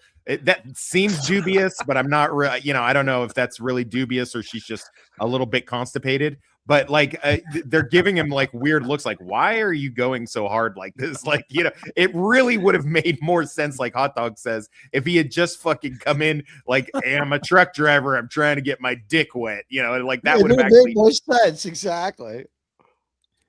Yeah, then again, they've stolen the truck, so I guess that might have. I guess that plane might maybe, gone maybe gone out the window I'll buy here that as well. I will allow it. I will. I actually It's saw a lot shit as like- well. Yeah. It's a lot like Blade Runner, where he walks into the nightclub and he's like, nasty, dirty little holes, and like he's pretending to be a dweeb too. It's like, I like that. I like that. That was a very weird moment. I get it, but it was like because you're kind of watching this very dark, brooding, noirish cyberpunk film, and he's like, excuse me, I'm here to make sure that you won't be violated by any perverts or anything like that. So. But yeah, she is very serious, and this is where we meet Margot as well. She's kind of this reporter who's scared, but she's looking for a big break in the story. And this is where Gracie Law does that weird fucking delivery where she's like, "We got our best guy in there, stirring the pot." That's Margot is such a non-essential. Like, is she someone's fucking cousin or something for this movie? Like, she is. There is no point in having Margot in here for any reason that I can think of. Yeah, you could have had Gracie Law be the reporter. You could have. I mean, and it probably wouldn't have changed anything. But I just don't. I've never understood the point, except for the fact that the actress's name is Kate Burton. That's the only thing I can think of. It's like, why is she in this movie? Dating Carpenter at the moment, maybe. Yeah, and like I said, her and Eddie's crush on her doesn't really play into it. It's just like used as a couple of jokes, and that's about it. I mean, but. Yeah, I like the fact that he's doing a bad job just interrogating. So what do they do? Do you like rotate you and everything? And I like how he plays super sort of like cheating asshole as well. Like, take off your tag. It's like, yeah, I know what you mean. My wife gave it to me for Christmas. So, but then this big glowing light starts showing up, so they know shit is going down, and the three storms come in and blow this fucking poor madam to oblivion as well. Which is they do. Yeah, they do. This was part of the body count for the trivia yesterday. You guys couldn't figure Yeah, out like yeah. women getting killed. This was one of the 3 women deaths in this film. Right. But yeah, so you had the 2 women ninjas as well working for Lorpan, and you got that madam getting killed. That's fucking hell. No wonder I didn't get it. Yeah. Justifying their DEI hires, though. I mean, they had some success, you know. I mean, there's a little bit of merit behind the hiring of these 2 women, so let's give it to them. Yes, it worked in the 80s, right? We get another example here of Jack just wading into a situation he's so outmatched for and fucking laying into this dude. And this dude, he doesn't do it once, but he does it twice. Like, dude, if I punch somebody one time with everything I got and they just tank it like that, and they're just I'm not going in for a second fucking it, but you got to respect the fact that Jack knows he's about to get his shit rocked as soon as he fucking hits him the second time, and he's just like, he gives him that little nod like, all right. Like, I know it's coming. He knows he's seen these people fucking fuck people up and shoot lightning out their hands, and he's still going in there to try and I mean, you got to respect that. You got to respect that. I mean, it's not very smart, but it's bravest. This fucking look on his face. He's like, he knows he's about to get annihilated, and he's just like, okay, my bad. I know. I love all the fact he's still complaining later on after their take when he gets knocked out. I was like, what the hell going on? People coming in shooting lightning. I want my truck. Now, where the hell am I? You're in my office. You sleep in your office, and she's trying to find out what the fuck is happening. Is like, what are they, magicians? And it's like, well, kind of. And this is where he kind of goes a little bit. They mentioned that they probably got taken to Lorpan, and that's the only one. It's like, this is where she gives this expositional dump as well, saying, Lorpan, the godfather of Little China, Mr. David Lorpan, who runs the National Orient Bank and the Wing Chong Stock Exchange warehouses, and who's been a recluse for 12 years. Yeah, she has to get her breath. She has to catch her breath in the middle of this exposition dump. It's like, see David Lorpan of 927 East Esterly Street in the northern part of town, right by the old Knob Hill section. Yeah. You mean David Lorpan, the same David Lorpan that's in the movie with Eddie Murphy, and he plays one of the acolytes of the Powers of Good? No, you mean also the same David Lorpan that showed up in another movie? You know, like, Jesus Christ, shut the fuck up, bitch! Jesus, you know, we got it. I mean, I know they're trying to tell it to the audience, but this does sound like expositional dumps, but it just makes me laugh as well, just the way they deliver the lines. It's hilarious. They must have known.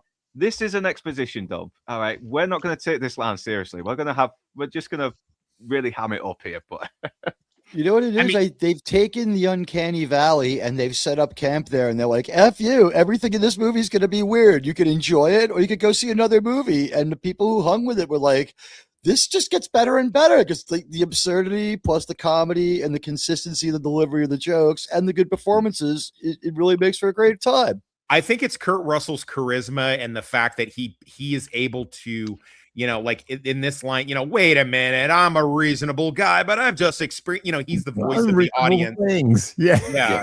I like the fact they don't know either, even though they know all the mythology, they still don't know what the hell is going on. I mean, even Grace has been trying to find out. She knows something like this has been happening, but no one's been listening to her. And that's where we got Margot in there, and I love Margot's delivery is like, wow, this is so strange. I must be naive. And he's like, you are. That's but obviously they know where to go as well. They're going to try the warehouse, you know, where he does the exports and all that other shit. And he's like, you're not going to go for the door like the wind. Yes, I can, Miss Law. My mind and spirit are as one. And he just says it so seriously. But he totally does a backpedal on it later, which is great. What did you think? We were just going to come in here like the wind? Yeah, Wayne, that was the whole goddamn plan. Just fucking, yeah. So obviously he's going to go in there with his friend as well. And God, it's such a great line as well. It shows everything, what a total idiot Jack Burton is, but he just can't help but love the confidence and the fucking balls he has as well. You know, just, okay, you people sit tight, hold the fort, and keep the home fires burning. And if I'm not back soon, call the president. And he just winks at her as well. He's posing for her, isn't he? He's showing off to her a little bit, but and she's mean, regardless, if you had seen what Jack had just seen in some fucking Asian with a straw hat fucking levitated in the air and kicked you with both feet and knocked you 20 feet in the air. I mean, would you really want to get back to? I mean, Jesus, for $3,000, dude, you're gonna have to up that money, Wang. I'm gonna need a new truck or something. Like, it reminded me of when Han Solo. No. Take a drink, everyone. Your liver will fucking hate you later, but take a drink. I actually can't think of a Han Solo parallel for that one. Just effing around. A Han Solo parallel for that, if I was gonna say, would fucking walking into a lunch or a brunch with fucking Darth motherfucking Vader and pulling out your blaster and trying to fucking hit him in the chest 3 fucking times, and he just fucking waves that shit off. This is so funny. This is so funny to me. They are supposed to be telephone repairmen. He's walking in with just a fucking telephone in his hand. Yeah. I love how when they go into the back room, it's like, I think they fell for it, and they're still talking that shit when it's the cameras and everything. I love. Well, I mean, telephones were still new in the 1980s. People didn't know what they were. So this is cutting edge tech. I don't think you could just walk into a high security building with a fucking telephone with nothing. It has nothing else on it. It just is a phone that they disconnected from Gracie's office almost for sure, and just walked into it with no tech clothes, no toolbox, nothing. And once again, the chemistry between these two is really good. It's gonna take total concentration, like Crackerjack. Are you ready? I was born ready. I love this line as well. Where he reads it and he says, like, hell of boiling water. Is like, is that what it says? No, it says keep out. So. Yeah, he's so fucking charming. Like, I get it that they wanted Jackie Chan because of the fight scenes, but fucking this guy is Dennis Dunn is so fucking funny. That line always cracks me up. He's like, oh, hello, boiling water. And he's like, nah, really? And he's like, nah, it just says keep out.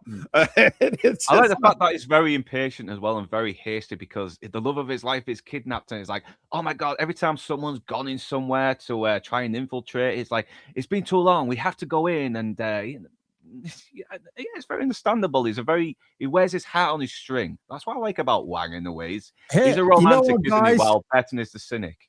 You know what, guys? Here's a really good comparison for you.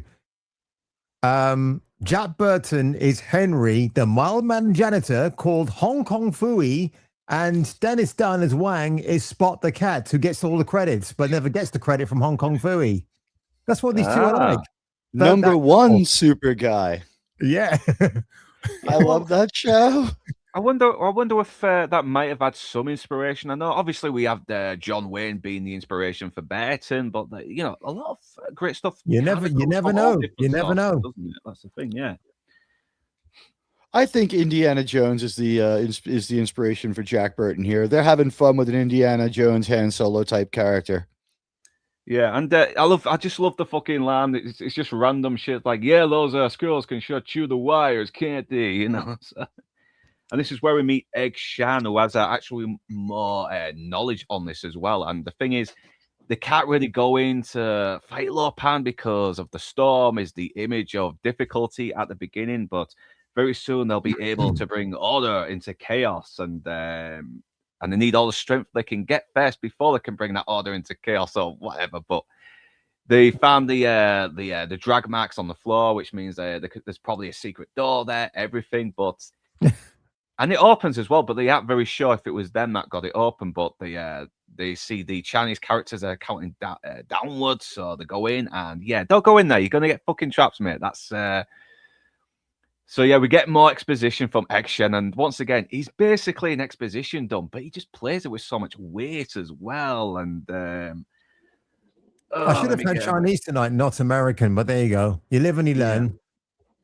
Yeah, so let me get this right. This is in my notes as well. So he establishes the mix-up of their mythology, that we're Asians, we take what they want and we leave the rest, like the salad bar. And that negative and positive furies power Lo Pan, and he's a demon because of the imbalance. A creature of a dark past, destructive power is a dream caused by tensions, and it's a lot of exposition. Fucking hell, they really do dump a lot on there as well, and especially when you got this very fast-paced movie. So, but they are smart enough to entertain.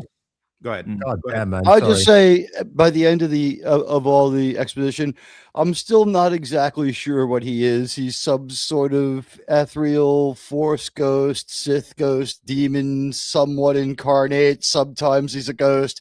It was a pretty cool. It was at least an interesting exposition dump, even though it was mysterious. Like I would these days accuse people of being substance free, but in this context, it so totally works and it was fine and it powers the rest of the movie forward. Are you talking about Egg Shen or are you talking about Lo Pan?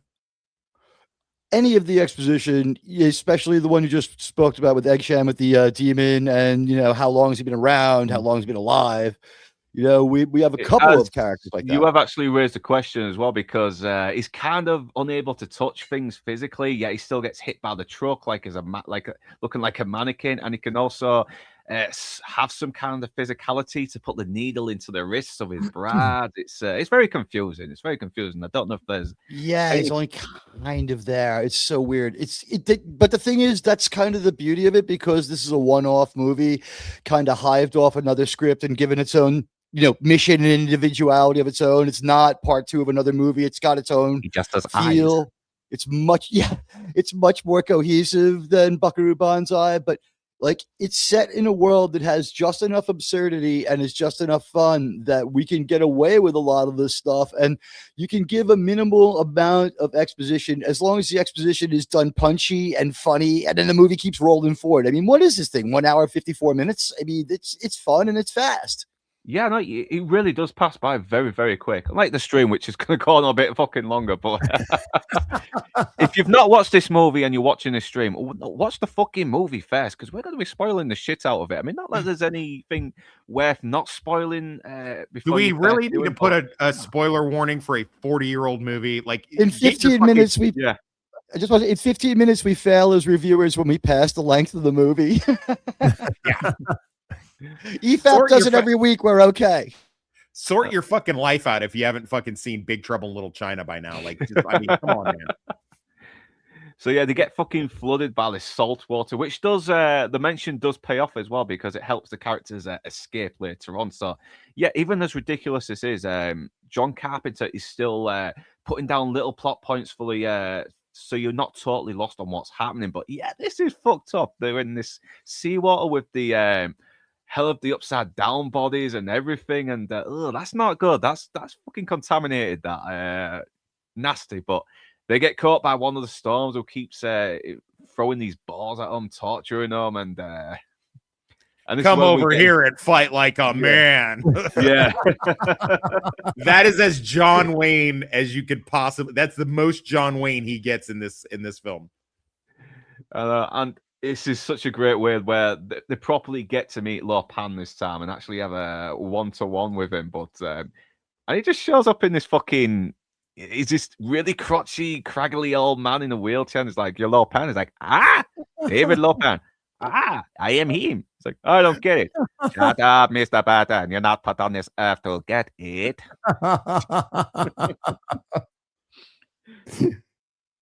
Oh, yes. Yeah, I hope you have many unanswered questions. And obviously, he gets a little bit fucking, Wing.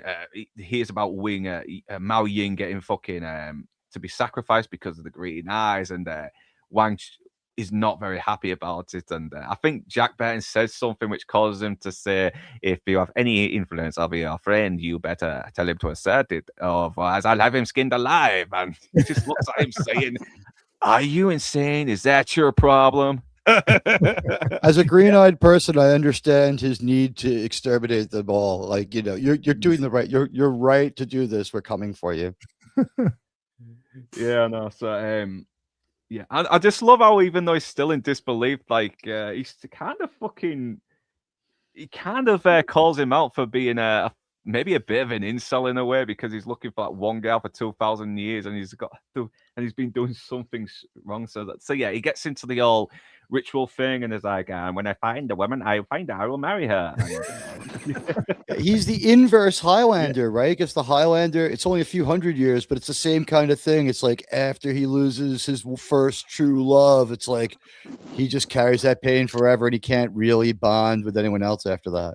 Yeah, he also fills in information that if he marries her, he will be sacrificed. So the god Ching Dai that cursed him will be appeased and the curse will be lifted because he's this ghost demon thing stuck in his body and he can't get out. And Jack Burton is like, oh, you could check into a psycho ward, whichever comes first, right? And even though Wang Ching's like, please don't piss him off, and Jack's like, what, am I supposed to buy this shit 2,000 years? You can't find one brought to fit the bill. Come on, Dave, you must be doing something seriously wrong. And Lopan gets really sentimental. He's like, there have been others, to be sure. There are always others. But you know, Mr. Burton, the difficulties between men and women, how seldom it works out. Yet we all keep trying like fools. I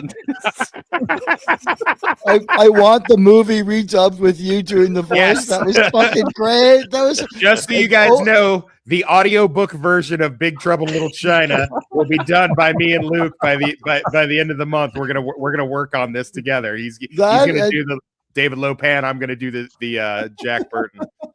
I just, as long as it's somewhere in there, there's either a dedication or a special appearance by John Leguizamo. Yeah, let's do him as Jack Burton is like, or check into a psycho ward, whatever comes first. Or check into a psycho ward, whichever one comes first. Am I right? Fucking Pee Wee Herman doing this like 2,000 years. You can't find one brought to fit the bill.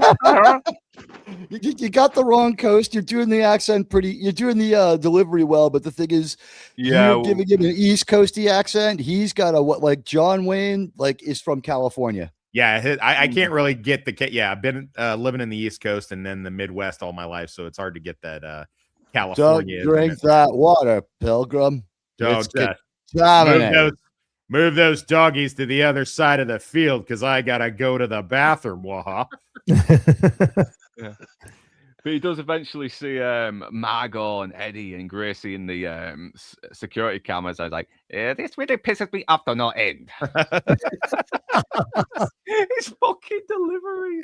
His delivery is epic. I love basket case little old David Lopan in the wheels. He's so good. And why, speaking of that though, why the fuck is Gracie going in there as the B team just to get themselves fucking kidnapped? And with the fucking pulling a Karen move, her pen is mightier than your sword, my friend. It's just like, and that security guy was eminently patient with her, just like, sorry, ma'am, no guest. No, now if you came in here with a busted telephone and walked in here, then we'd let you go wherever you want in a secure area. But other than that, you guys can't just come. I can help you. Like, I like the way his English is fucking bad. I think that's why they don't give him too many lines in this. I mean, the songs really only have like a handful of like bits of dialogue, and that's about it. But yeah, she's like you said, she's acting like a. Like you said, she's acting like a Karen while Eddie is actually trying to smooth things over. It's like, come on, a little tour. It can't hurt. So he's obviously a bit of more of a businessman. He can sort of be a bit more patient, but it doesn't matter anyway. These guys are going to fucking kill him anyways. So yeah, they wheel him into these wheelchairs and he manages to cut loose everything. They can they see there is a way probably out, but there's a light in the door, everything. And I love how he's just giving away all the suspicious things about them before gassing them because, fuck it, why not? We're going to kill them. So, yeah, like you said, he warns because think positive, Jack. Oh, yeah, let's just chew our way out of here. It's like, yeah, Wayne, let's just chew our way out. This fucking line as well is like, listen, if Lopan didn't have a plan for us, we'd be dead. And it's like, which Lopan? Little old basket case on wheels on a 10-foot tall roadblock. But he does kind of calm down a little bit with all the complaining and what the fuck is going on when it comes to the insult scene where it's like, yeah, it's all things ancient army of the dead, monkey sacrifices, evil cities, everything. And there's a mad monarch who defeated our 7 warring states, defeated Lopan. And and like you said, Jack Burton kind of just listens to him and actually just doesn't throw any one-liners or anything. He actually listens to him and takes him seriously. So he does count. So it does show just how, he is kind of evolving a little bit, but he still doesn't change too much, which thankfully, but But then Eddie gets brought in, and they pretend to like they're still captured. But then he fucking gets he tries to use him as leverage to get his friends free, and twice, doesn't he, against Thunder? But Thunder just keeps inflating and knocks him into this fucking back into the wheelchair, which sends him hurtling down. But listen, God bless Jack. Listen, God bless Jack. He just fucking will jump into any situation, even if he gets fucking knocked against the wall. He's just like, let's try that again, tough guy. And it's like, Jack, chill out, man. Like you're doing too much. And let's hand it to our cast, because both of our actors are both Lopan and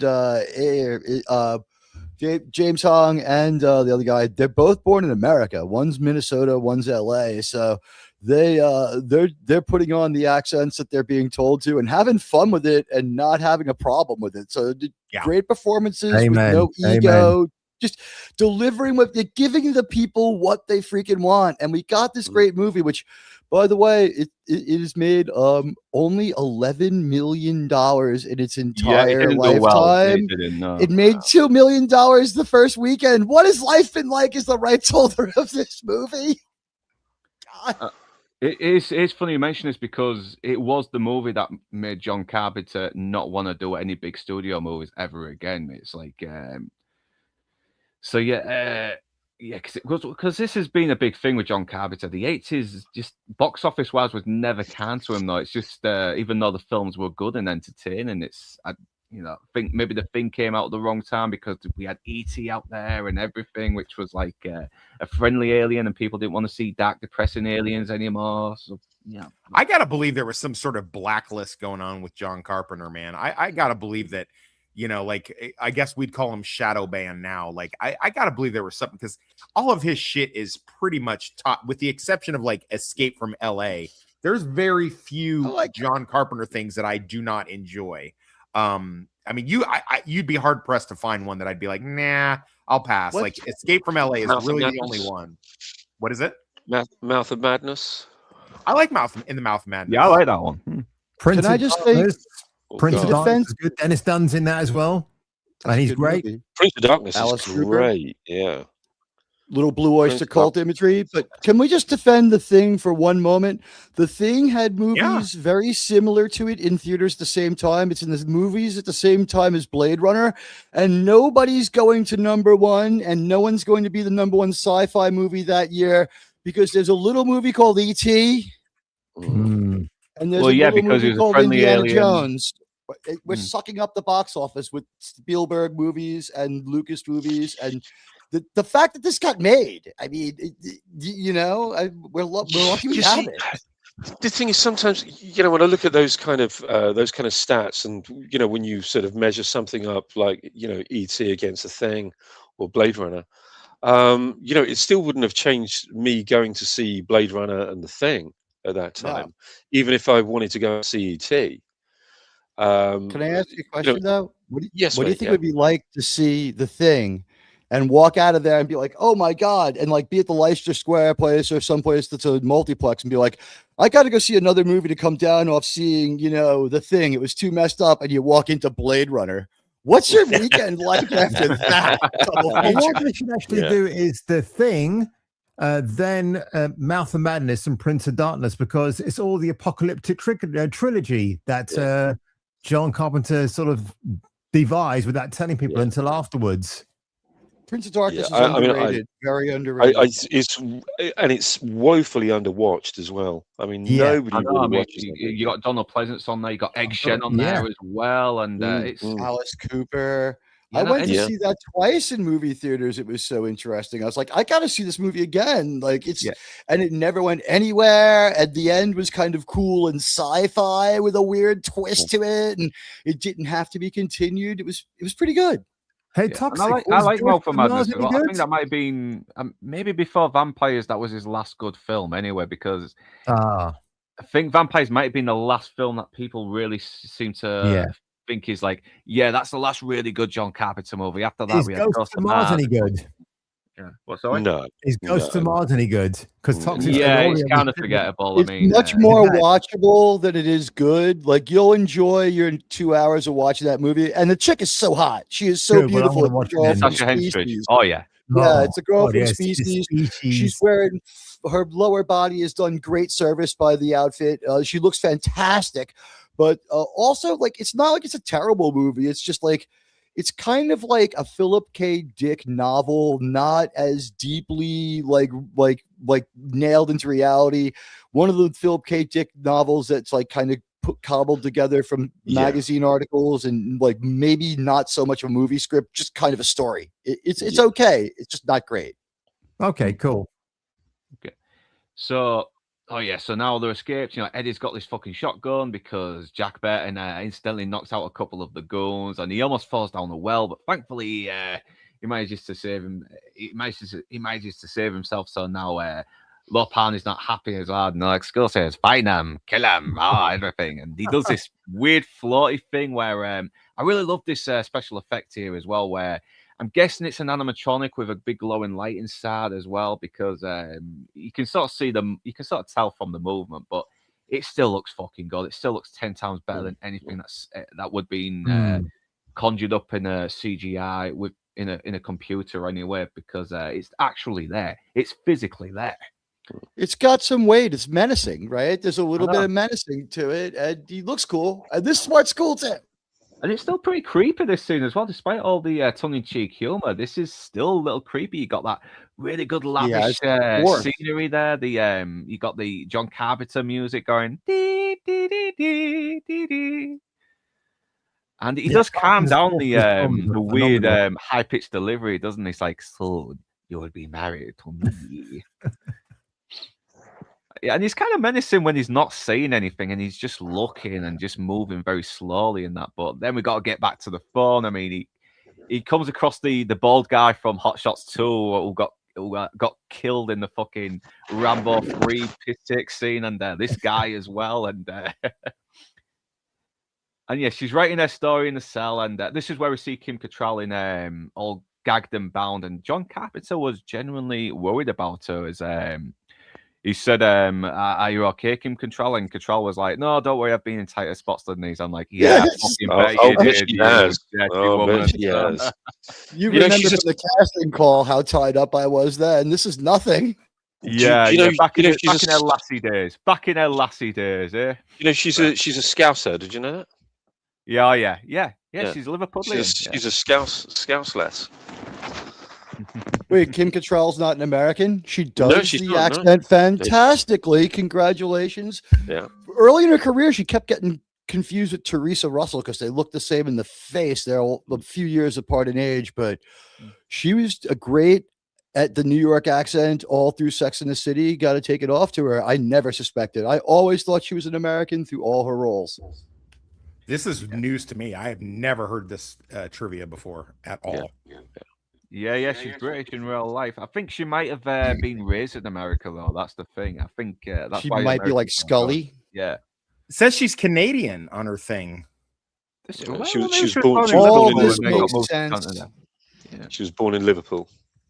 Yeah, born in Liverpool and probably raised in Canada then. So yeah, I'm very weird about this. What are you going to achieve from this? I mean, are these goons going to say, okay, who is this you're taking hostage? I mean, does he work for us? I don't know this guy. I mean, do whatever the fuck you like. But it seems to work for a little while. They try to draw the guns on these female ninjas, but then they get into this fight scene where they're getting their asses handed to them, and Jack Burton's sort of like using that as a way to try and spring everyone else, by and he doesn't put it on automatic as well. He puts it on single shot, he's like, so, which probably is a smarter thing to do since these submachine pistols aren't very accurate when spraying bullets all over the place. So, I don't know, Toxic, am I right or am I wrong here? No, if you're gonna use a Tech 9, definitely put it on single shot, because otherwise what you're gonna get is a brrr, like that, and then that's it. Your mag is empty. So I mean, even if you have, it looks like he's got like a 30-round mag there.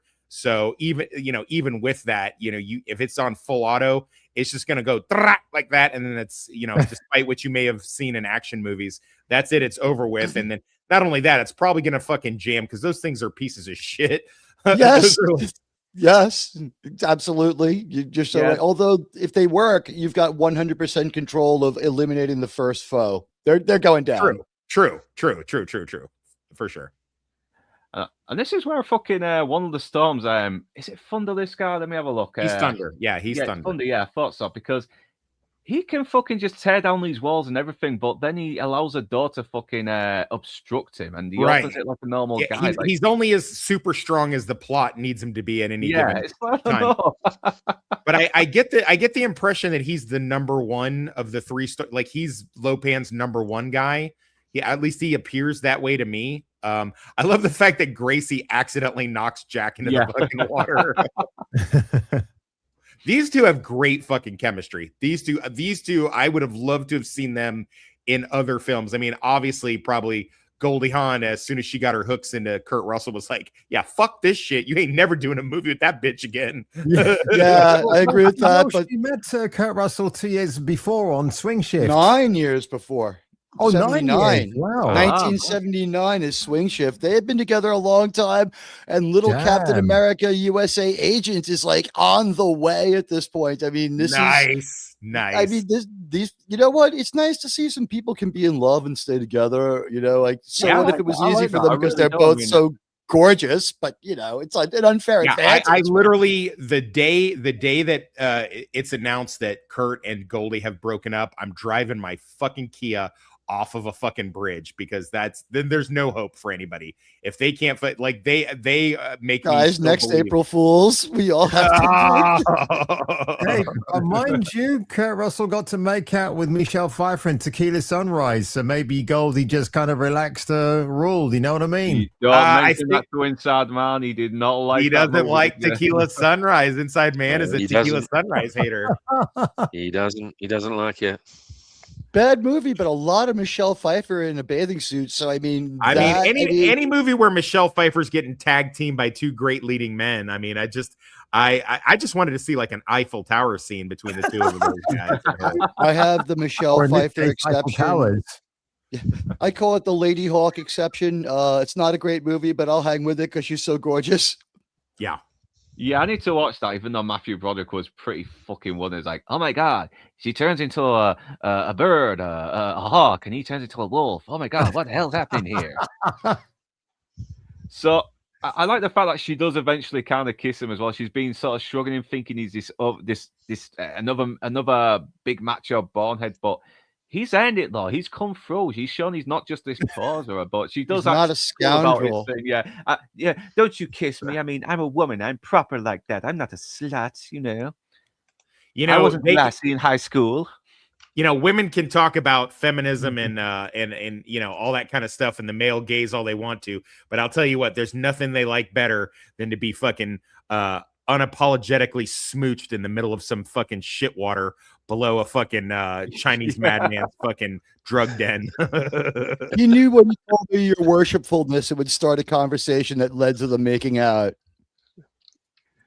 But I do like the joke as well, where she's like, Margot, and she gets Margot, and it's like, where's Wang? Oh, there's Wang. Where's Eddie? Here. Where's Jack? And then I like how Jackie's trying to play it cool as well. It's like, will you please stop rubbing against me? It's distracting. I use that line almost every night when I work with a female bartender at the bar at the hotel. I'm like, they pass by me. I'm like, can you stop rubbing up against me? I can't concentrate when you do that. And it's So they managed to escape through the seawater because, you know, they've already had that experience. And this is such great comic timing as well. It's like, listen, you know, it's probably clear as well. You've got the other guards there, you know, it's, you know, so just stay here and we go on 3. 1, 2, 3. And then you get these guys behind the We may be fucking wall trapped. ready to kill them. It's like, yeah, we may be trapped. just so you know, little trivia for you. That's that little clip where he opens the thing and then they're all the henchmen are standing there. That is what they used to promo this when this premiered on HBO and Cinemax back in the 80s. Yeah, it's so good as well. The comic timing, everything, the delivery from Kurt Russell. Oh, God, man, it cracks me up every time. And I like the fact he's still staying in front as well to distract them while everyone else gets away. Yeah, once again, he's not the best fighter, but fucking hell, he's got some courage on him, though. He is standing by. He is going to stand by his friend Wang. And that's why we still like him, despite the fact he's in over his head here. But I mean, because we see earlier as well, he killed a guy for the first time, and obviously he's not killed. But I like how they don't go too fucking serious with it as well. It's like, yeah, of course I killed somebody, even though I haven't in real life, and it's gonna haunt me for days. But then move on with the plot, and we get a bit more of Jack Burton bumbling about, with his fucking knife while Wang's just proper laying everyone out like a boss. Once you get more fight scenes, everything, and it's just so funny. He just pulls a knife out, it files his fucking hands. God knows where, and he has to go get it. The astonishing thing with Dennis Dunn, he's not even a martial artist. He just learned the moves. He's just got good choreography. Everybody thought he was a martial artist. He wasn't. I know. I would rather take a good actor who can be, either trained and or at least pretend like they can fight, than take a good fighter and pretend like they can act. Yeah. I don't know that show Iron Fist show sort of stands in the way of that, because that guy had no fight training and couldn't sell a fight scene or even throw a punch towards the camera that looked convincing. Don't get me started on that fucking show. But he was an okay actor. So I'm like, you can't double it enough. Sometimes you need a certain amount of skill. This actor came and gave he had the physicality to do it. He dedicated himself. I got to give it to him. I can't dance and move like this, It's choreographed. It's great. What's the name of the actor who's in Banshee who played the former white supremacist? He's in Iron Fist, isn't he? I forgot his name, but Ed O'Neill, Ed Burns. I think so, but no, I know who you're talking about. Yes, I'll get his name in a minute. Yeah, I know who you're on about. Yeah, because he lost a ton of weight, didn't he? He used to look a bit big before, then he kind of dropped a lot. Yeah, he's a really good actor. I mean, fucking hell, he was in Ozark as well as Laura. Yeah. I'll get his name for a minute. I used to know his name actually. I know he was probably the best thing in he seems to be the best thing in everything he's fucking in, to be honest. He's a very underrated actor and he deserves some more great work. But God, this is so funny by Kurt Russell. He jumps out going, ha! And everyone's knocked out and he just looks embarrassed. Yeah. It's kind of like when Han Solo chases the stormtroopers down the hallway and gives up and runs away from them. I'm sorry. Yeah, it is. You're going to kill our fucking audience with liver damage, you are, Boutique. I'm not having you on anymore. In Northern, it's Tom Felpry. That's the actor's name. Yeah, he's great. Yeah, he is great. really underrated actor. I really like him. In Banshee, he's great as the white supremacist who's reformed. He's even better in Ozark, though. Really, if I'm being yeah, he should have won a fucking Oscar for that role. But yeah, this monster, I don't know what they call this monster in the credits, but this monster, along with the little eyeball guardian, freaked my sister out. Like I would pause it during the scene just to get my sister to leave the room and go cry, and she would yell and be like, "Mom, Toxic is showing the monster again on the movie." Yeah, I like the fucking effect as well. It looks a little fake, and it does look like something that was left over. I think it was on the Drinker stream where they mentioned that. But yeah, it looks like a weird fucking ginger hairy ball sack with teeth. But fucking, that's not the weirdest thing that happens in this movie, though. It's not. But yeah, so Uncle Chu and X-Shen are out there with the bus waiting to get out, and they manage to escape. But then they realize, oh wait, we didn't find Mao Yin. And where the hell is Gracie? And yeah, there's the fucking ginger hairy ball sack with teeth just taking it down to Lopan. And then Lopan sees she's got like the green eyes. It's like, poor girls with green eyes. And he does this weird laugh. It's like, yeah, it's like a Chinese old pedophile, like really fucking cranked up to 11. I would also point out that if Gracie and her fucking friends not gone in there and distracted, I'm pretty sure they could have gotten out of there with Mao Yin. But fucking Gracie had to go and cock everything up. And they they had to split the difference on this shit, and that she gets her dumbass fucking taken hostage. But whatever. Know your limits, women. Know your limits. Yeah, we need a kidnap so they can fucking save her later. And even when she's kidnapped, she's like, where's Lo Pan? I want to see that dirty flesh peddler Lo Pan in person. And she keeps going on. She's biting his fingers, everything. And he's like she's a fucking cat. And he's like, I was trying to pet you. Stop biting me. Charming to the last. Yeah. Yeah, this is like some radical Alice Wonderland. Like, yeah, looks like you got a bestseller on your hands. And I forgot to mention this line as well because Jack Benton does say, "Why can't we go to police?" And Wang's like, "Yeah, well, police have better things to do than get killed." And he repeats this line back to her as well. And yeah, so here comes fucking Egg Shen with the gang, and it's ready for them to go into battle, and get to Lo Pan and rescue everyone. I just love him. He just brings out this fucking 45 Magnum to give to Jack Ben. It says, "Make you feel 44 real Magnum. tough, like Dirty Harry." And it's like, I'm gonna stick with this, mate. I don't know, but answer me this question: would the Magnum have been a lot better than the Tech 9, jamming wise, I should say? Well, jamming wise, sure, revolver's always better, but Jesus, do you really want to carry around Yeah. that fucking hand cannon? I wouldn't carry that shit around. You're gonna just break your wrist with that fucking thing. I don't know, man. Maybe for one of them big monsters, put a bullet in it, but you never see it again, so it's no point anyway. Like, and I don't know I'm many. down with carrying it. I'm down with carrying it because I like the pistol whipping potential it has. Just like Yeah, take that fact. thing out and slap somebody around. They're gonna see things your way quick. Good point. But yeah, 44 Magnum's not really something I'd want to be rocking. But to be fair, neither Tech 9 is not really anything. Also, I wanted to point out the big getaway. That little aluminum bus is not withstanding a bunch of AK-47 rounds. Like that's where the movie ended right there. The rest of this film takes place in heaven because all of them would have been dead from that shit for sure. They're cheap tech-made AKs. They didn't do the kind of damage the Russian ones would do. Come on, where's your suspension of disbelief? Yeah, I don't know. I guess so. Yeah, take care. Shut up, Matt. Take care, man. So yeah, Wang is in this movie. What happened to Chung? Everybody have fun tonight. Everybody have fun tonight. What the fuck is a Wang E, Chung? way to go. Well, is Margot really arguing to go with the fucking rescue group? I know. What Shut the fuck are you gonna go? Shut up, Margot. Sit your ass down. Like, what are you doing? Just, you know what? I like the idea. She's with the rescue party. We get to see her tight little ass and her running around. She looks freaking great. Let's just leave her in the movie and find something. She can make sandwiches as we go. I'm being honest here, guys. I'm happy to look at her. This is a good movie because she's in it. Yeah, I was on with doesn't have a big role. I was on with Trevor Retro as well, and I don't know if I think he seems to find her a little bit attractive. I mean, I don't think she's ugly, but it's just when you next to Kim Cattrall, 1980s Kim Cattrall. Margot might be okay in a soccer mom 80s situation while you're unwrapping your Transformers Christmas presents or something like that under the tree. But yeah, you put her in a movie with Kim Cattrall and this fucking Asian hot piece of ass here, you're not doing so good. I'm just saying. mannequin Kim. Holy shit. I'll put it to you like this. Not only is she classically pretty, but she also exudes a lot of sexiness, and a lot of women don't do both at the same time. There are a lot of pretty actresses that lack the sexiness, and there's a lot of actresses who aren't that pretty who have like a raw sexiness to them. No, agreed.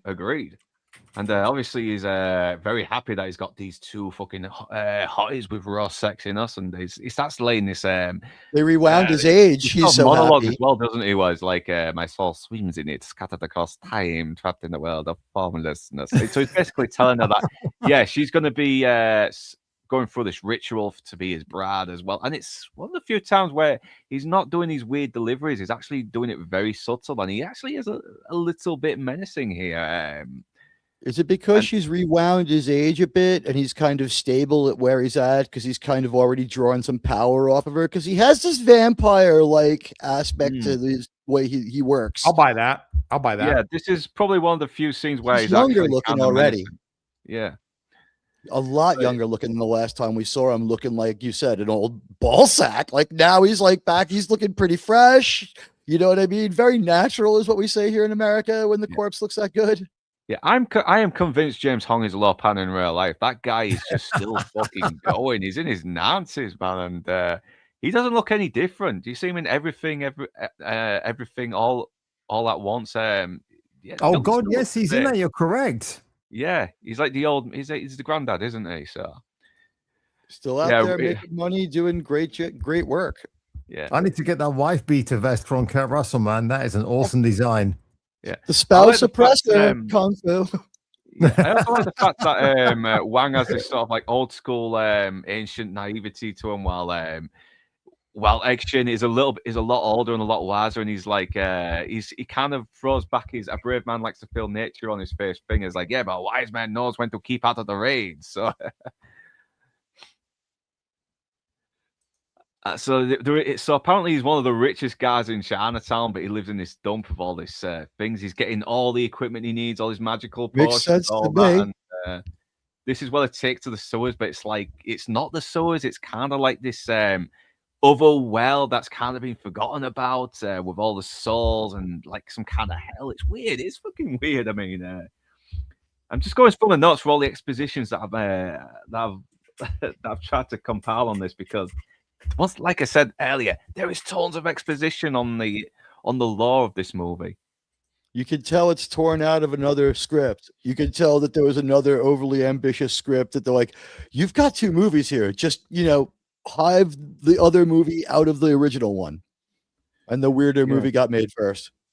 Yeah, so the sewer is full of blackboard after the world was turned upside down. Normal people died, but the unnatural roam to offend the gods. They carry, it's something like that. It's really weird. It's very complex and very sort of intricate, and it's kind of one of the few times when the movie takes a breather as well. We've got the ritual of who's going to be the bride, cutting back between them, traveling onwards to Lopan's secret lair again, because this time they're not going to go through the front, are they? They're going to sneak in and. Yeah, but why that ritual? He hasn't been with a woman in over 1,000 years or something like that, and he has his fucking bodyguard shirtless fucking dancing in front of him. Like, what? It's weird. It makes no sense. Master, why is it I have to get oiled up and do this dancing? Shut up, Thunder! You do what you are told. Didn't he say there were other women? He wanted to make sure that everyone knew he was still getting some. It's like, oh no, there have been others. Yeah. I'm definitely not fumbling around in my robe. All right, so keep doing your shirtless thing, okay, handsome? So, yeah, it's weird as well, but then they got a gun, these glowing swords, and touch this fucking dragon thing that flashes green, and it's like, they passed. I will marry both of them. But once again, we get more weird shit where they're looking at something in the water, but then this thing pops out of the walls, grabs this guy. This poor guy gets eaten by this weird bud. Yeah, he's the red shirt. He's the red shirt of the Sing Dings. Yeah. He fucking throws the explosion. And it's like, oh, come out no more. And it's like, what? What will come out no more? I would say the same fucking thing. Yeah, what was that bloody thing? It's never answered. What that black water? What is it? I mean, it's never mentioned if it's blood. This is the Chinese. Remember, there's many hellmouths. This is the Chinese. The Chinatown hellmouth. And as we know, the Chinese Slayer was killed by Spike. So right now they're kind of having to do without. All right. So miso sali. Yeah. Sorry, love. I don't. I love how. Yeah. So I don't speak Chinese. I love how fucking the lightning character can just automatically roofie chicks with his fucking lightning powers and just fucking. I love the way you put that. Yeah. And Jesus Christ, why have they not put these fish in fucking a refrigerator or something? Because that does not look like it's got it's cold or anything. I mean, you just think about that next time you take the wife out to fucking eat Chinese. You just remember that. Yeah, these fucking guy just bites this fish head and it's like, later, okay. Unsanitary, dirty people. That's all I'm gonna say. I don't want to be racist about it, but they are. Have you been to India? Well, that's another story altogether, my friend. Yeah, so we get more exposition. Turns out the first sovereign emperor, Qing Hang, subjugated Lu Pan, made him low flesh. Now he is a dream. And I love how Jack's just like, just get to the point, egg, okay? But so basically, it goes for the exposition of the ritual that we already know. And but only a dream can kill a dream. So they're sneaking all over the place. And this does present a few plot holes, a few lapses in logic, because there's no guards around when they go to certain places because, he's too busy marrying. Yeah, but at least get some fucking security so your ceremony doesn't get interrupted. But, I don't know, you got to have the plot happen and... Nah, I mean, I've been married. Yeah. I can see why he was ambivalent about his survival, knowing what the future held. Yeah, no, I mean, you're gonna get turned into mortal. I'd get as much security as you can, mate, because you're not going to enjoy that mortality forever, are you? But That's true. like I said earlier at the beginning of the stream, this is supposed to be this weird temple. Yeah, it looks like a weird 1980s nightclub mall in ever, but fuck it, I'm going with it. I mean, even as an escalator, why is there an escalator? I would so party there. Tell me you don't want to party there. Like, you could see Crockett and Tubbs walking in. You can see Crockett and Tubbs walking into that place and just like, all right, there's something going on here. I haven't mentioned enough about the sets though, but God, they do look really good as well. They look kind of ancient, but at the same time, there's this surrealism to them as well, which doesn't look quite of this world. But I do like it though. I mean, it does.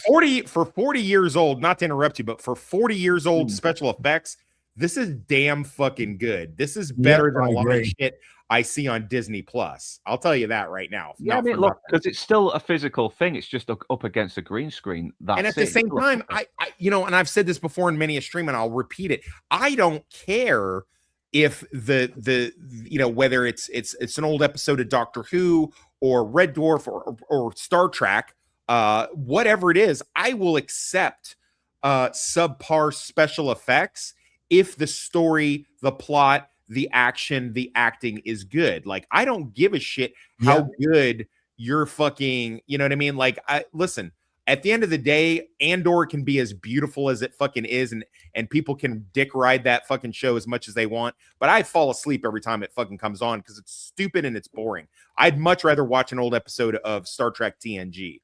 And that's just me, man. So, I mean, I'd much rather watch this movie than anything Disney Plus is churning out this day. So. Hey, the Stargate TV series is great for all of its quirks, and Jack O'Neill's awesome.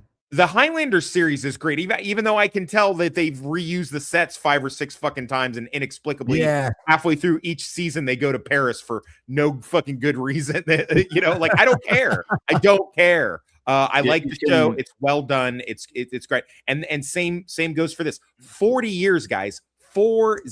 That is a lot of fucking time to have gone by, and this movie still holds up.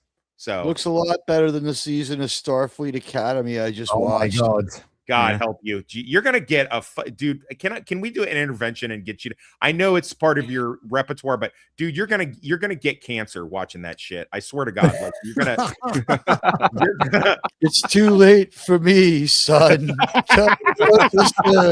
She was right. No, I've got to save you, Father. I've got to save you. It's not too late. Get this USB stick of the Emperor's Prawn collection out to the universe. They need to know what kind of man he was. Yikes. But going back to the special effects, I still like it. I love Jack Baird's reaction as well. Oh, please, come on. What is that? I love the fact that he throws rounds into it too. Like, that's what I would have done. You don't know until you try. Yeah, like put some fucking hollow points in that bitch. This is that time that you mentioned the 44 Magnum. This is when the 44 Magnum would have came in, because I definitely think that would have contributed to this. Yeah, that would have miss. But sorry, you're not going to miss. It's going to fire, and you're not going to miss. It's got an extremely long barrel. I mean, he's like, Toxic is right. It's a pain in the ass. This gun, like I said, it's great for pistol whipping people. You've got to carry this thing across your back. It's like a broadsword of pistols. Okay, so you pull this thing out, it will hit that thing. It will absolutely fire, and it will blow it apart. Whatever. Or if you're Dirty Harry from Sudden Impact, it's the 44 Automag punk. It's funny that this little thing caused them so much problems with their special effect. Like, that thing cost more than Slimer and Ghostbusters. Jesus Christ. That's why the movie's only made $11 million. Yeah, and they must have worked fucking hours, maybe days and months on this thing just for just a few minutes of screen time. Yeah, it does look great. Money well spent. If this film had done well at the box office, we would have got a sequel. I think we would have. I'm glad we don't. I'm glad we just left it. No, I agree. No, I'm fine with it. I'm also fine without any fucking reboots. Although Dwayne the Rock Johnson, we're gonna honor John Carpenter, but we're gonna make it a bit more ethnically correct. Are you kidding me, bro? Come on, man. Well, What's I the mean, name of I will that? say this. I will say this. They've gone away from the Dwayne the Rock Johnson, and then they've been trying to tap. God. I saw in an interview recently with the two Russells, Wyatt and Kurt, where they've been trying to tap Wyatt to do a. They're like, "Hey, you could be a younger," and his clap back on it was, "I'm older than my dad was in that. Thank you, but I would not play a younger Jack Burton. I'm actually older than Jack Burton is in that film. Just so you They're know." trying to bring back Escape from New York, aren't they? And I mean, you could get Wyatt Russell to play Snake Plissken, couldn't you? No, it's Zendaya is Snake Plissken. Oh, They're no. looking at him for Don't the even Duke of joke New York. about Yeah, that. I'm not Vegan's They're got looking it, for Wyatt for Duke of Zendaya, New the York. woman who's replaced Tessa Thompson with the expressionless face.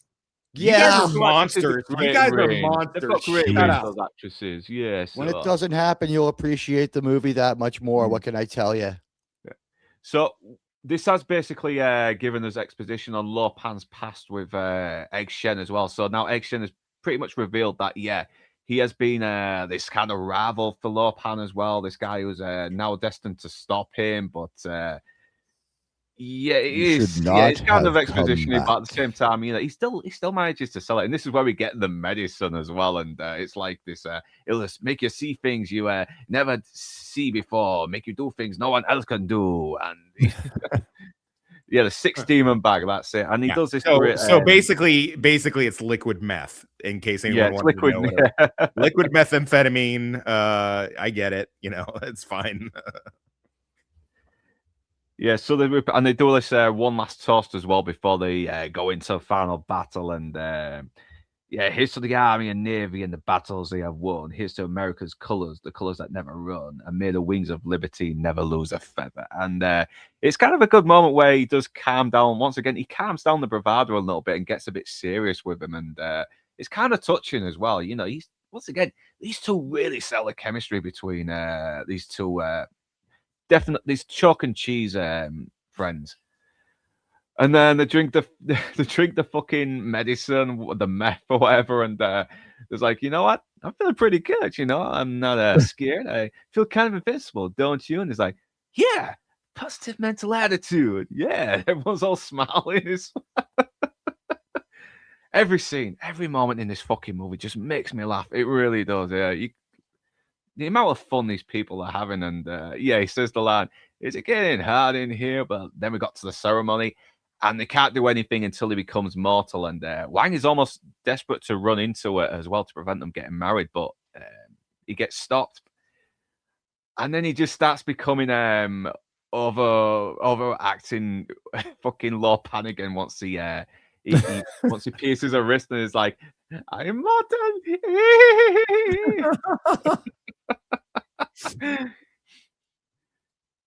Yeah, it's working. So the Sidley's more, so I think, yeah, now it's our time. Everyone has this fucking battle cry, and he shoots the fucking himself Which out they use there. for many promos. Yeah.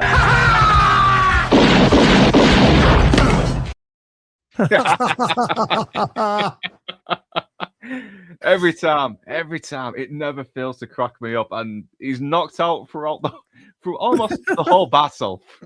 This whole battle's going on, and he's knocked out cold.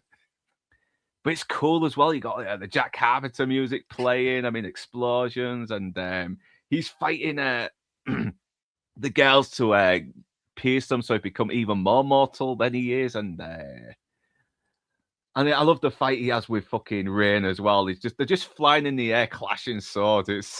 It's so bizarre, but it's just fun to watch. It really is.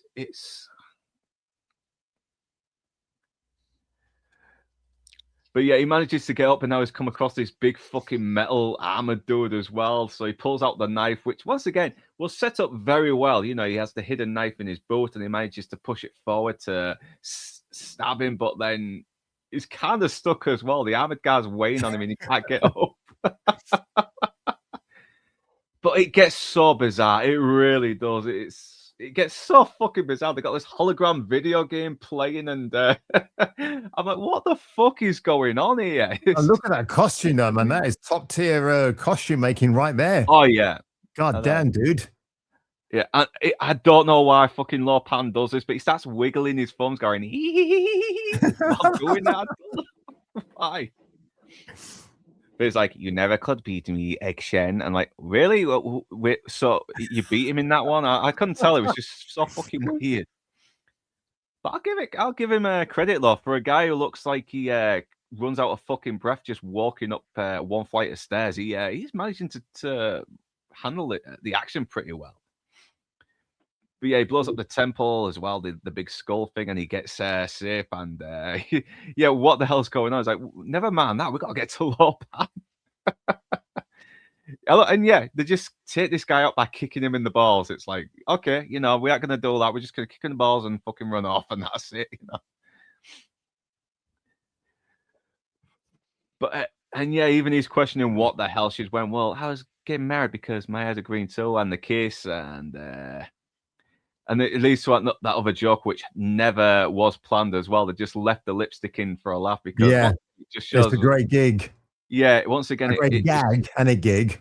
Yeah, it lends into him being a bit of the bumbling, heroic arsehole. But I love the funky Buddhas. Yeah, I know these do not look like accurate fucking ancient Chinese statues. They really don't. But yeah, he seems very conflicted that he has to kill her as well. But I have to appease the god. I got to kill you, even though I would love to have you love to love you a long time. So, so yeah, I think although Toxic is still here, and we might be finishing soon before you go to work. So yeah, and this is where we go. Well, what does Jack?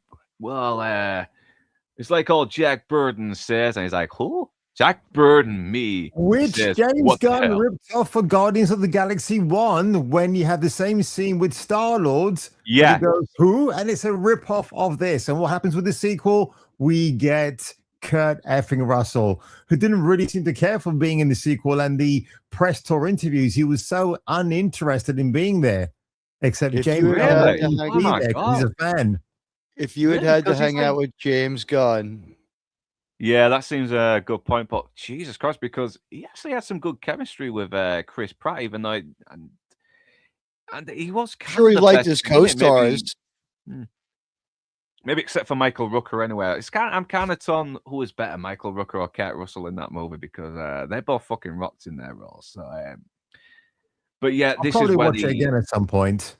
Kurt's been at it too long to show up for any movie, even if he isn't wild about the writer or director and not do a real good job. You know what I mean? He's got a reputation at stake. He's now thinking about his legacy. He went out there and knocked it out of the park. And then at the interviews, he's just like, it's been a year putting up with this weirdo. It's just like, I'm not getting really paid as much as I was. Kurt Russell was in Assault on Precinct 13, the original. I kept imagining who would he have been in that film, even though you had two great leading guys anyway that nobody had ever heard of. But I just wanted he could have been a third cog in the wheel somewhere. I've not actually seen he has his own cop movie. His cop movie, Dark Blue, is pretty good. It's by the Bad Lieutenant. Oh God, some of the Bad Lieutenant people. For the longest time. I need to watch that again. Thanks for reminding me, man. Cheers. Yeah, that's a good thing about this stream. We get reminded about films we've not seen in a long time, but I got Jackie Brown, by the way, the 4K special mother effing edition. Oh man, we got to do a stream on that one day. I'll show it to you on Sunday. I can't wait to watch that. Yeah, we've got to do a stream on that one day because, once again, Tarantino, I could fucking watch his movies and analyze those movies all day because there's always these great. I would prefer a Tarantino film over a Christopher Nolan film any day of the week. And I'm not saying Christopher Nolan has not made a bad film, but he has started to make bad films. Yeah, I'll just make one quick joke on that one. The Weirdest. Can we start to call it what it is? The Weirdest. Yeah, that's definitely Twilight Zone shit. We'll talk about that another time, I think, when it comes out. But it does, that's why I kept it to just a joke. I mean, we could derail for an hour on how crazy that's gotten. Jeez. The Weirdest is the only way to describe that freaking movie. Yeah, it's a spoof in disguise, but it's not a spoof. Yeah, no, we'll talk about that when it comes out. Unself-aware. I don't know what's going. Maybe it's like some kind of clever troll of Hollywood. We will talk about that when we do a stream, Teague. We will, okay. But right now we gotta get back because we're nearly ending. Mr. Barton, who's about to get destroyed. Yeah, it does pay off the setup as well because we've seen just how good his reflexes are at the beginning when he takes that bet with Wang, and yeah, he misses the knife throw. He hits the gong. Fucking Lo Pan gets the knife and gets ready to throw him, but he catches it and throws it right into his forehead, and it's awesome. Once again, the setup is paid off. Dang, man. And these statues fall like dominoes for some reason. I don't know. And we've got this real good sort of like great shot as well where Wang and I think I'm Thunder. Is it Thunder? I'm getting my fucking storms mixed up. Yeah, Thunder. He's just they're going back and forth in this doorway, aren't they, out of shot? And for some reason, Thunder stops and just breaks this thing on the fucking table for no reason at all, and then chases him again. I'm like, what? Why? His line delivery is how John Wayne would have delivered it himself. That's the uncanny valley thing about it all. Yeah. And he does, once again, he brings back the land. It's all in the reflexes. And then he has this pause. And then, oh, yeah, fucking hell, Wang's in trouble. Shit, I forgot. Oh, by the way, Kurt Russell, best Elvis ever. Yeah. Agreed. He is.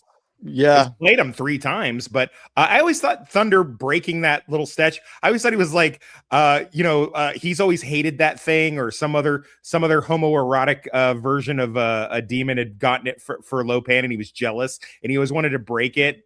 And then he figured, well, this is my moment. The master's not going to notice because we're in the middle of this big fight, so I'm just going to break this thing in the middle of this fight. That's the backstory I came up with in my mind. He kept all his Horcruxes in the same place. Is that what you're saying? Yeah, it's better than nothing, but fuck it. It's just funny. It's just funny because it just comes out of nowhere. You're like, okay, he just smashed that thing, and now he's going back to chasing him and trying to kill him. And he's still got the lipstick on his face as well, and she wipes it off. But it is a great shot as well. I mean, this is a great comedic shot. But then he sees his master, his dad, and he just starts inflating for some fucking reason. He turns into a big garbage pail kid for no fucking reason at all. And he's all of a sudden he's got Lizzo feet. You know, it's just like it's like one Snickers bar away from a fucking amputee situation. My kids used to love me to rewind this part where he turns into the garbage pail kid and explodes. I don't think he's gonna stop. Yeah. I don't care that it looks fake. It still looks good. It's still very. Oh, it's great. No, it's great. It's epic. It's epic. I know. I mean, Does it really look fake? You know what I mean? It's kind of supposed to be that crazy looking.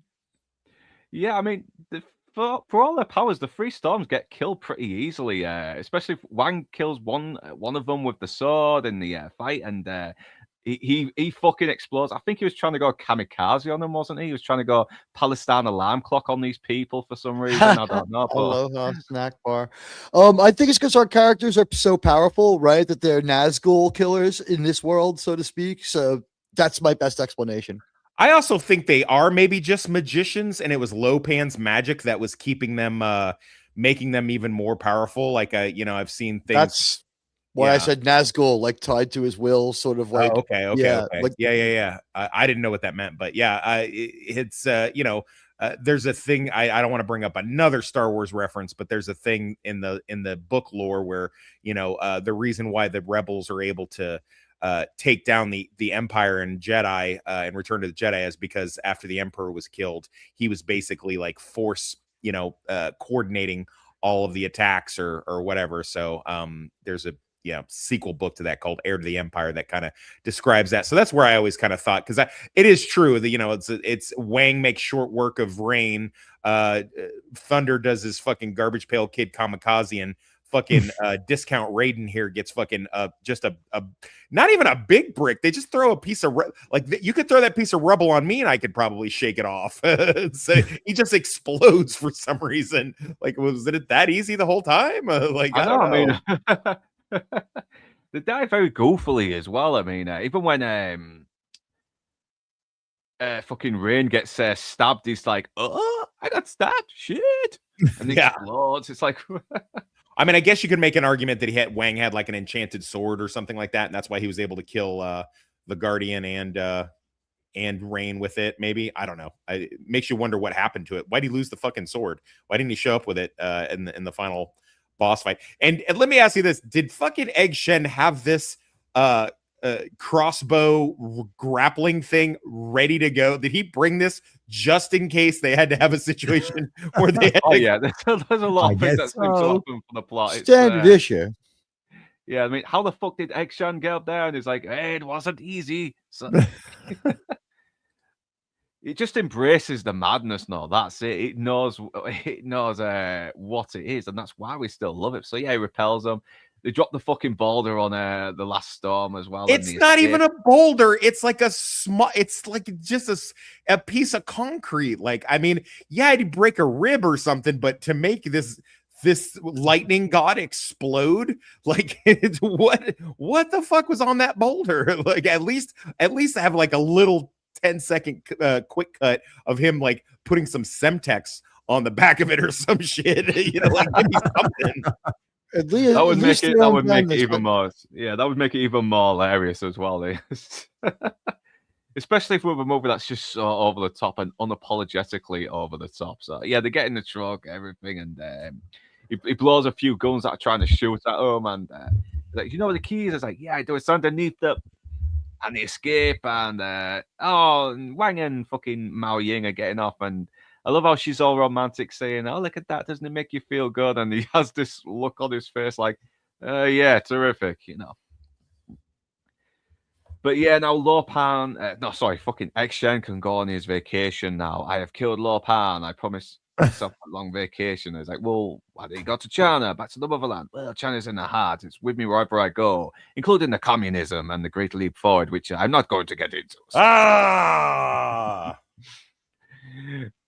And yeah, we get another the flirtation of the non-existent chemistry, and yeah, this is kind of funny, but not in the way that it's intended, where it's like, maybe you can come up to my place and help me find a title, and we get this nice little goodbye between them as well, and really shook the heavens of hell, didn't we? And it's like, no bullshit, no horse shit, Jack, no horse shit way.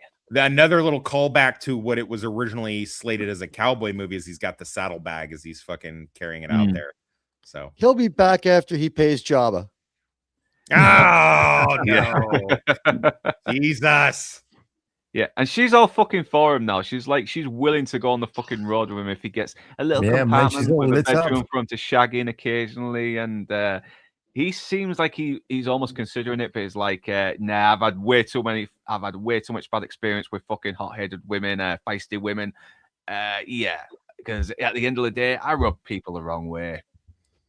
Yeah, but this is Jack's route. He's going to come back this way and rub her the right way and the wrong way a bunch of times before they get sick of each other.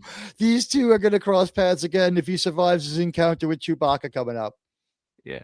Oh yeah, Pillars of Heaven. I do apologize, but yeah, they even say, "Are you going to kiss her?" And it's like, no. Good for you, Jack. Good for you. No like compromise. A weird moment there. Yeah, I like that choice. Yeah, to be honest, though, because it would be against his fucking character. It would.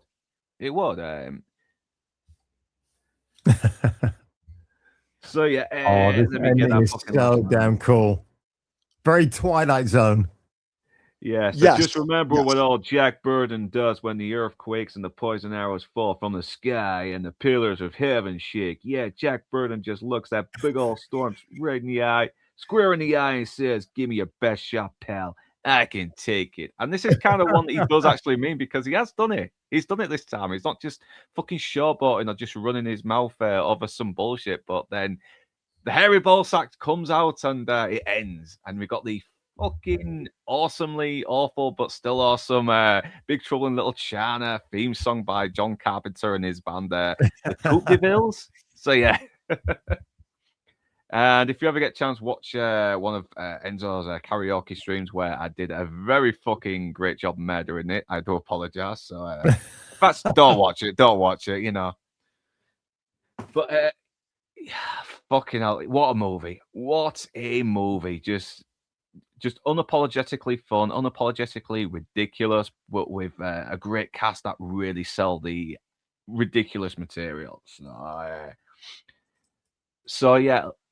Now we come to the part where we talk about our favorite main characters, our favorite supporting characters, and favorite quotes, and maybe favorite moment. Who knows? But yeah. So since the two main characters are Jack Burton and Wang, so obviously, which one do you prefer? It's for me, it's going to be Jack Burton. I love Wang. I love how innocent and likable and that youthful sort of energy he has. But it's Kurt Russell. Come on, as Jack Burton, he's going to win that. So Lord Toxic. I mean, look, how could it be anybody but Jack? I mean, it just, I mean, you might have done better asking who is your favorite non-Jack Burton character. You know, and if you were to ask me that, I'd probably say Lo Pan, just because of the incredible performance and the, you know, the dual role and stuff like that. It's still one of my favorite villains of all time, especially in a supernatural thing. But I mean, of course, it's Jack, you know, like clearly. Yeah. Hey, sad man. Hey, you're back, man. Where'd you go? Do you have problems? Problems with your internet? What happened there? No idea what happened. It just kind of like slung me out, and I just couldn't get back in. I thought it was something we said. It was like, oh, okay. I know. You sent a rather risque meme.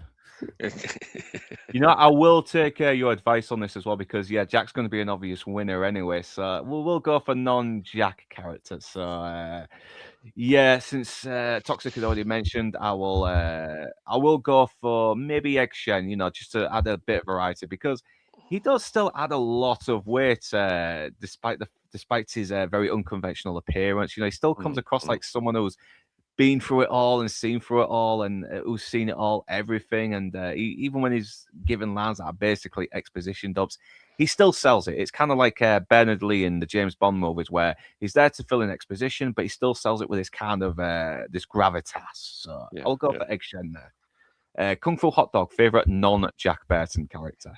That's got to be James Hong as Lo Pan, because he was in A-Team. He was good in that. Indeed. Yeah.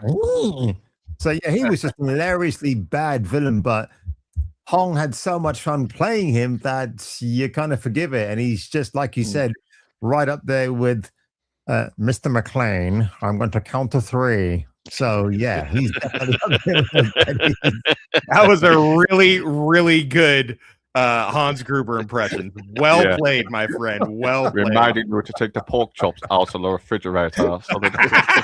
Damn, he was a good one too. Is that some British thing you guys can all do? Alan Rickman? Is that what's going on? I'm going to ask. I'm going to go all the way around Holland City, see if they can do a fucking Alan Rickman accent. I'm going to avoid anyone under 25, because I'm going to get a shitload of like, is he a TikToker or something? But no, I mean, no. Admiral Teague, favorite non-Jack Burton character. Let's go with, how about Gracie Law? I like looking at her. She's hot. She's plucky. She's like a non-boring female character. We objectify her a lot in that weird Padme outfit that we put her into. We're gonna hit her with a velvet whip. These are the kind of things I go to the movie to see. Yeah, remember, she was also Lassie as well. Oh, yes. What do they call her, Lassie? Oh, you'll see.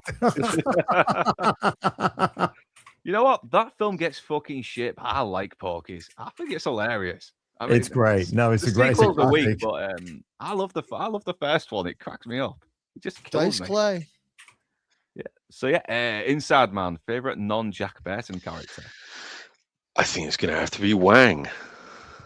Yeah, he's likable. He's a likable character. I really like him. Yeah, he is. Yeah, I mean, listen, there's no surprise, Inside Man. We all know you really like Wang. I love Wang. He does, and he loves Wang as well. I adore Wang. All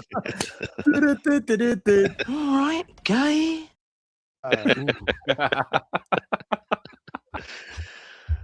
You gotta love a bit. You gotta love a bit of Wang. Yeah. Well, they can pay for it with Vietnamese dong. When I use my dong to buy Wang, that's when I feel like I'm really as erect as I can be in my pursuit, is for lack of a better term. I make sure to let the girlfriend know when it's Wang Chung time. I'm like, it's Wang Chung tonight, baby. And she's like, all right, that's fine. I've got 3 minutes. I'm like, nah. Everybody have fun tonight. It's only 2 minutes, baby. We're gonna skip the foreplay. Yeah. Yeah, we need Lorne as well to host when someone sings that song. So obviously, yeah, favorite. We've already done the favorite non-Jack Burton character. So let's go on to favorite quote. And yeah, it's so hard because there's just so many Oh, fucking great God. quotes. Everything. It's just. It's got to be the. I think it's one that doesn't get much mentioned, and that is, "You really expect me to swallow this 2,000 years to find a broad? You must be doing something seriously wrong." I mean, it just cracks me up. It really does. I mean, it's because yeah, if someone says that shit, an average guy's going to act like that. You're going to think you're fucking crackers, mate. So, Lord Toxic favorite quote, which is I know it's a Oh challenge. but please man. try. Oh God, you're really putting it to me here. Fuck, dude. There is so Payback for trivia. Payback for trivia. Yeah, I know. I'm such a bastard. Fuck, man. You know, there's so many. I guess one that I just come back to over and over again that it's the just because it's so random is when they're in the thing and he's tapping the elevator thing with his knife and he's like hollow, fuck it, and he fucking cuts it open is probably one of my best. Or the all right, Wang, I won't lose faith. Let's just chew our way out. Like, I really love that. I mean, really anything out of Kurt Russell, aka Jack Burton, aka Timu Han Solo's fucking mouth in this film is a fucking banger. I mean, there's nothing. I mean, like I said, I would happily read a book of Jack Burtonisms, just nothing but Jack Burton quotes and Jack Burton, like how to live your life like Jack Burton, because everything out of his mouth is solid fucking gold. So those two probably stick out in my mind the most. Yeah, cheers for that, Toxic. Favorite quote, hot dog. If I'm not back by dawn, call the president. Yeah, I love it. That's it. Oh, that's a quote. Yeah. Admiral Teague, favorite quote. Are there any words in the verbalization when he sees the floating head and just come on, like that is my favorite verbalization of the movie. I don't know if you can call it a quote. There are words of sorts in there somewhere, but he's just incredibly frustrated and at the end of the rope, and also like beyond the point of being scared anymore. It's like, I've killed weirder things than this already today. So that is the quote.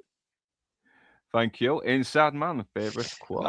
I actually have to agree with Kung Fu Hot Dog. That's my favorite line. Oh, it's a terrific line. I love it. Absolutely love it. Yeah, I'm not back by dawn. Call the president. It's so brilliant. quotable. I mean, John Carpenter brilliant. must have.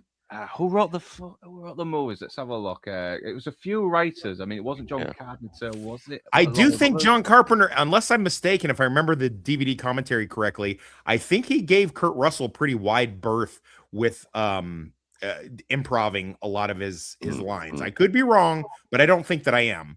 That DVD commentary is hilarious, by the way. Oh my God. Oh yeah. Yo, it's just genius. Hey, Luke, I'm so sorry, guys. I really wanted to get all the way to the end of this, but I am like less than an hour out. Oh my God. I gotta go. I hope to see you guys Thursday, next Thursday. Maybe you guys can hop on my stream. I don't know how much Luke pays you, but I can probably double it. So, and if it's nothing, I can definitely double it. We'll just make it 2 pizzas in my case, and we're all squared. We're done. Done deal. Say less, my friend. Say less. Hey, Luke, thank you so much for having me on for this. This is a great way to start my weekend. I probably might fucking watch this again. I may have this on the TV tonight. I don't give a shit. I'll put it on. It's been on like 3 days straight. I may pop it on again. I don't care. But thank you so much for having me. And like I said, we really shook the fucking pillars of heaven, didn't we? Didn't we, Luke? No horseshit, Toxic. All right. Later, guys. See you, mate. Yeah. Bye-bye. Yeah, it's God, man. I don't think there's anything else I can say about this film that we have said. So I will go on to the final overall opinion. So yeah, it's a hell of a good time. Very quotable, great performances, especially from Kurt Russell and Dennis Dunn, and everyone is so fun to watch, and great.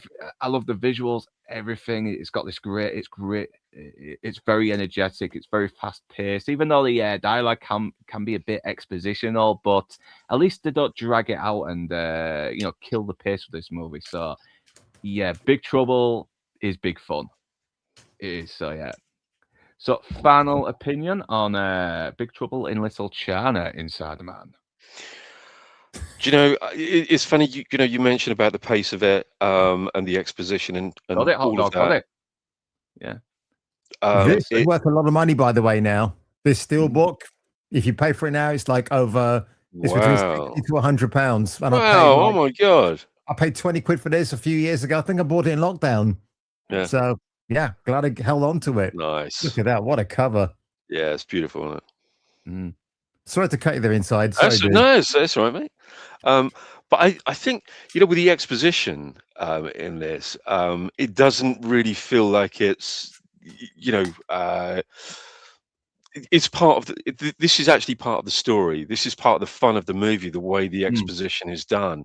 You won't ever see it done with as much kind of tongue in cheek as you see in this movie. You won't see it done like this. There's nobody could pull this off again.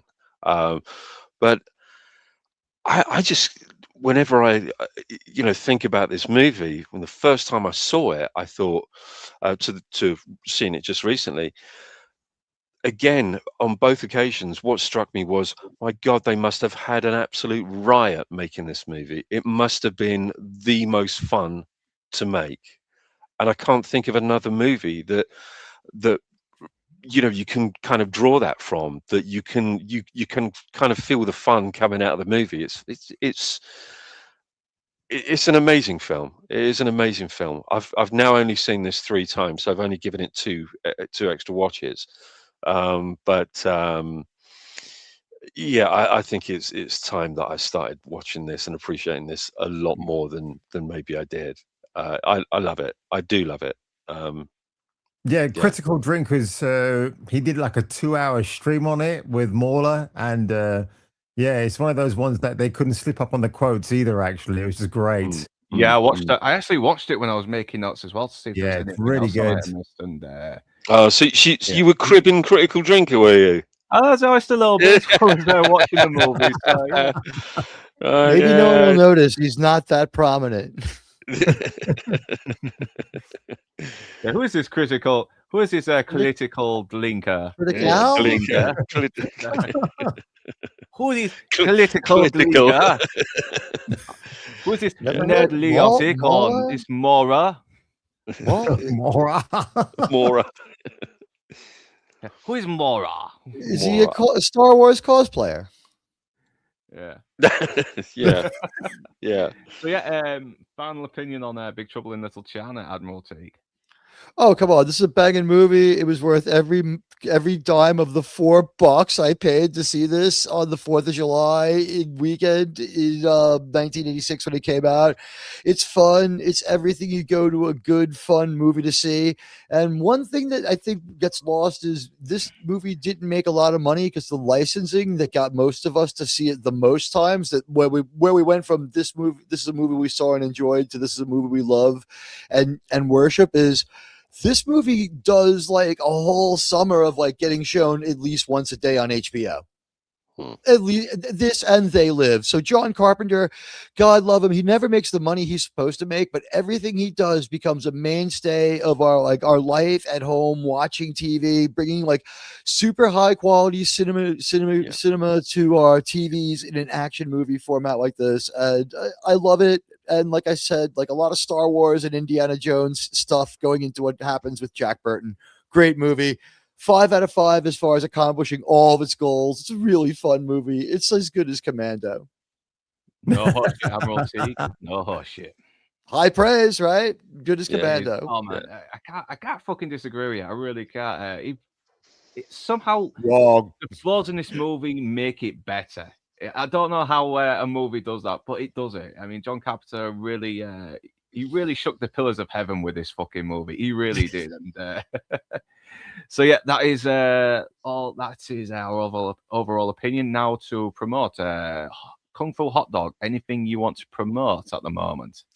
Just released a video today regarding the Street Fighter film and why we shouldn't be worried about the live action adaptation of The Reboot Part 2. So check it out. A fun time making it. And I think the highest rating video I had this week was something I did during the week. I can't remember what video it was now, but I did the Punisher One Last Ill review. That's probably one of the funniest things I've done in ages, actually. And I had a really good time. So it had some of the craziest edits I've done in that video. So go along and watch and give it a bit of a boost in views.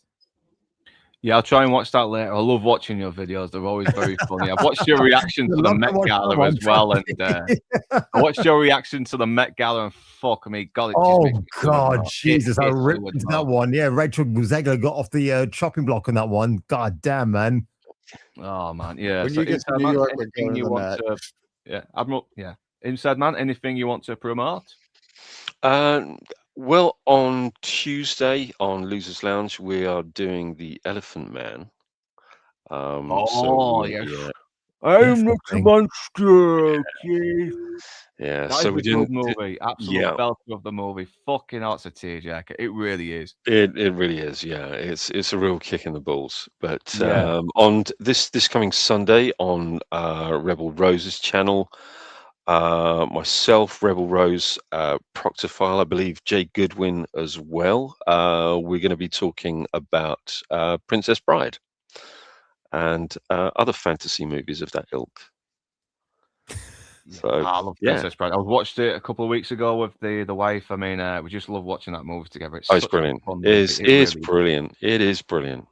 Yeah, I mean, yeah. Liar. Great fucking lines. It's like, Yeah. So yeah, Admiral Teague, anything you want to promote? Okay, so I'm Admiral Teague. I just made a video for the movie Fury, and it turned out it's a little bit unpopular of an opinion, but the video is doing pretty well. Watch it and rage at me if you want. Tell me what an idiot I am. It's a 13-minute video. It's only got one freaking commercial in it. It's a full-on video essay. It's got like parts pulled from 6 different war movies and The Natural, and I put together my case about why the movie Fury is just, it's a fun action movie, but it's just too flawed with a terrible, terrible, terrible story. And that's not getting me a lot of love, but people are watching it. So please check it out. It's on my channel. And if you want to sub to my channel, I would love to have you around. We do Star Trek reviews every Saturday night in Freedom Time in America at 9 p.m. Freedom Time. Yeah, if you're not pissing people off just for giving an opinion, something that you actually are passionate about, then you're not doing your job as a YouTuber. So yeah, I'll take the L on this one as far as people don't agree with my opinion. I stood by it. I bought the receipts, and I was like, "This is not historically accurate. This attack on the tiger is stupid, etc." I won't give away my whole theory, but the video essay shows everything. And there's a lot of stuff in Fury you can't talk about, because that movie, when I say there's a lot of dark distractions, there's a lot of dark shit in Fury that you can't, the symbols and stuff. It's a tough movie to make a video about. Well, thank you very much. Thank you very much for that. Thank you. Yeah, and that is the end of our show. And yes, I didn't have an intro in this stream because I'm currently trying to cook up another one. I maybe do an outro if I get chance. But everyone, thank you for joining me, Mr. E, Joshua Floors, David Dredd, Shut Up Matt, Cosmicky Holder, and who else? Of course, I don't want to miss anyone out. I really don't. I forgot to put my glasses on, so I'm a little short-sighted, but I can still make out. Mr. Press47, thank you very much. Daft Plato as well, very, very smart bastard as well. I'd love to get you on a stream one day for something like the death of Stalin, maybe, because that's an absolute blast, that movie. That's a good one, yeah. It is. Yeah. Very historically accurate, even despite its weird sort of comedic take on the events, but I still love it. So if there's anyone I did miss out, I do apologize, but I will have to leave you now. So whether you beautiful bastards are Northern English or not, thanks for watching. But right now, that's us done, and we're off to the pub because it's fucking Friday night. Enjoy your weekend, you beautiful infidel bastards. Stay infidel and proud, okay?